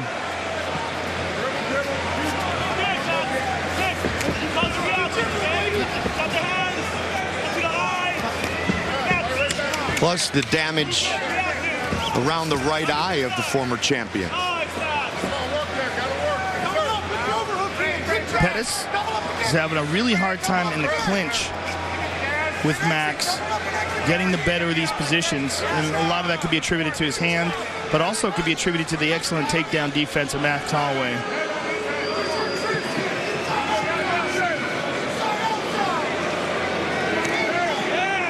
Short elbows here. He's framing him off. Pettis is trying to get him to the ground, but again, another short elbow by Holloway. Darren Yap, the strength and conditioning coach for Max Holloway, said he's turned him from just a young, tough kid into a world-class athlete. Just 25 years old. This is the biggest fight of his life. Pettis threw that right hand even though it's broken, or he believes it's broken. That was the first time we saw him. He threw it again there, but there's nothing behind it.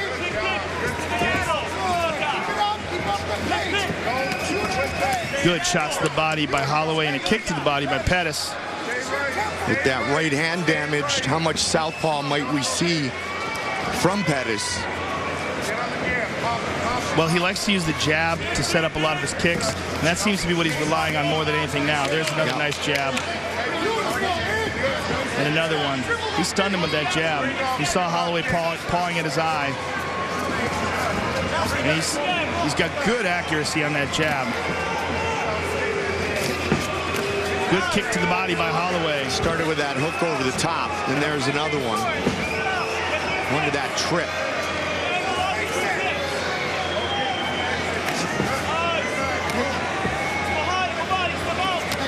Over the top to the body. 1 minute left, Come on.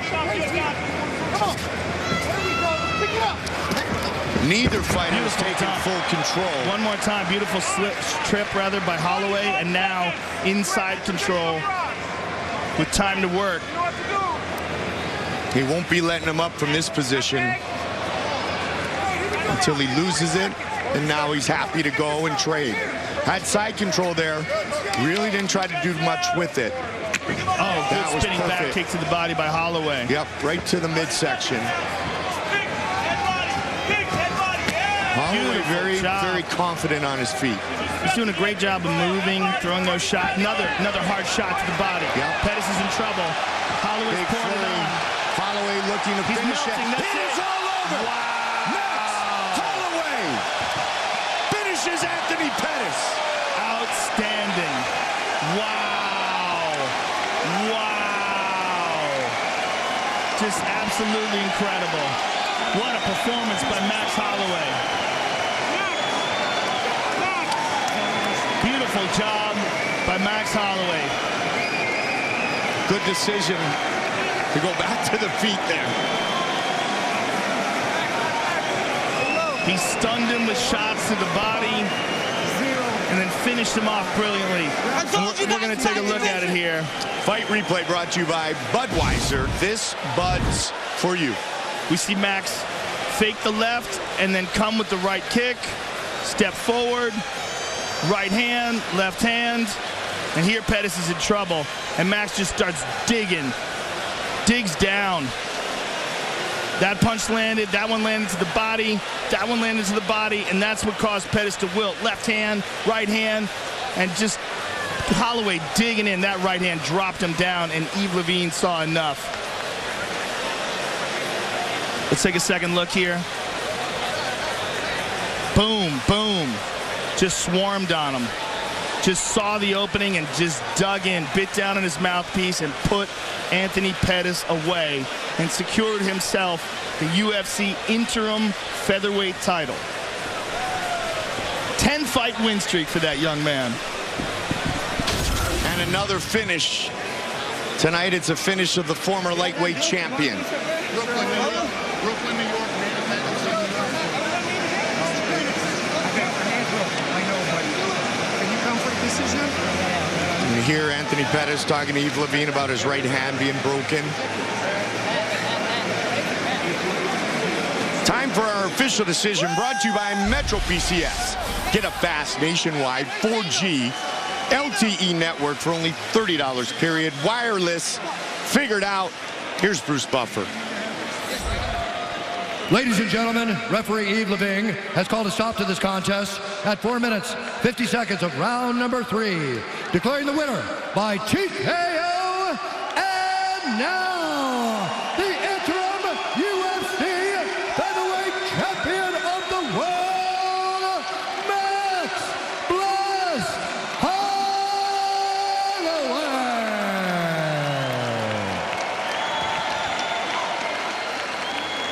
I'm here with the winner, Max Holloway. First of all, Max, how's it feel to be carrying around that UFC belt? First and foremost, I gotta thank my Lord and Savior, Jesus Christ. And I asked you guys earlier in the week, we couldn't find Aldo, so I started calling him Waldo. Jose Waldo, hashtag Jose Waldo, and tell him meet me in Brooklyn in February. Let's get the fucking real one. Let's go, Canada. I love you, Hawaii. Let's do this damn thing. This is a huge victory for you, Max. You are now on a 10-fight win streak. What does this title mean to you? What does the interim title mean? Hey, shout out to Anthony Pettis, man. Make some noise for this guy. This guy's a motherfucker right here. He's a badass motherfucker. Nothing but respect for his cap and him. And now this is just my ticket to Jose Waldo. Hashtag where's Jose Waldo? Let me know when you guys find him. I'll be waiting. At Dana White, that's 50 G's right there. This man never been stopped before. Congratulations on an awesome victory, Max Holloway. Max Holloway's left the building.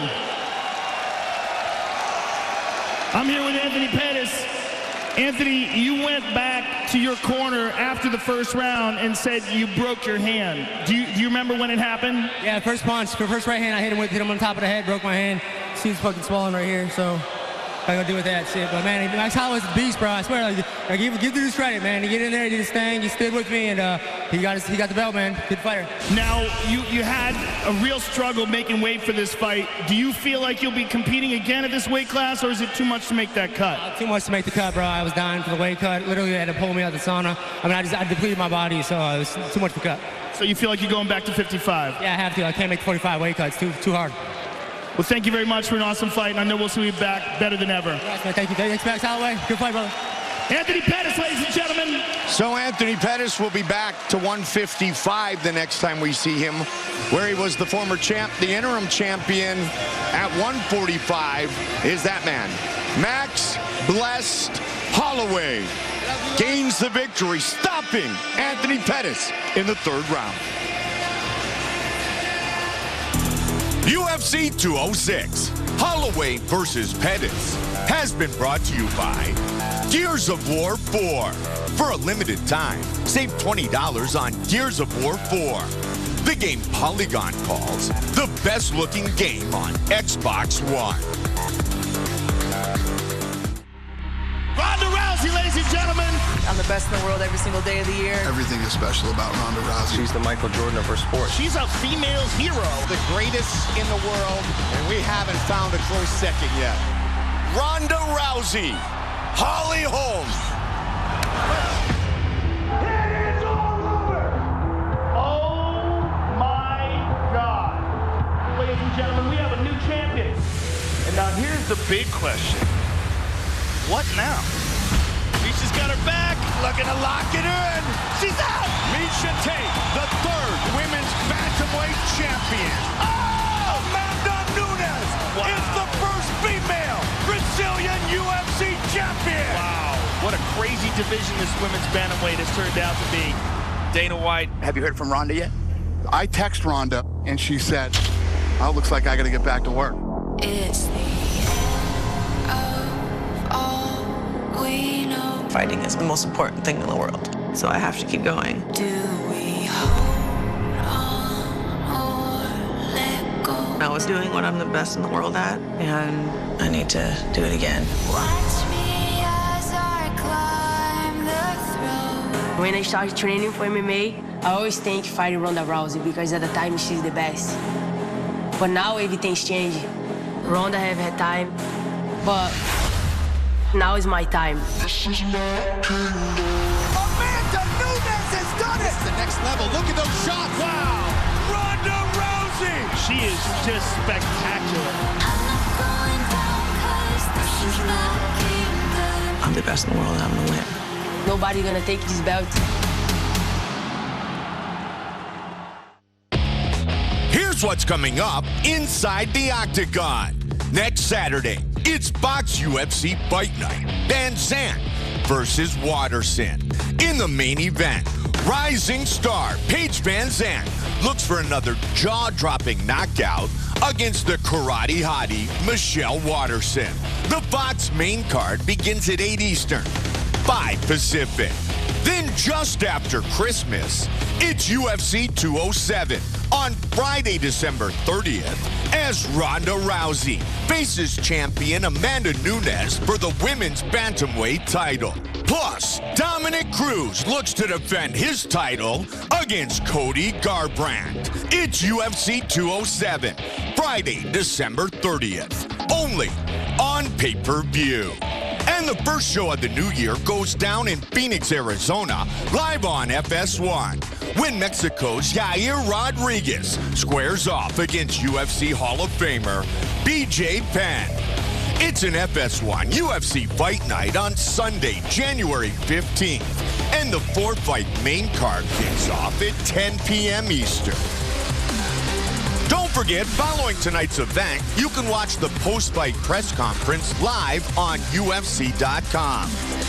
And tune into the UFC 206 post-fight show with Karen Bryant, Michael Bisping, Tyron Woodley, and Megan O'Leary, already underway over on FS1.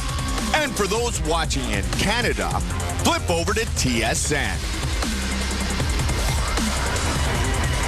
The executive producers of the Ultimate Fighting Championship, UFC President Dana White,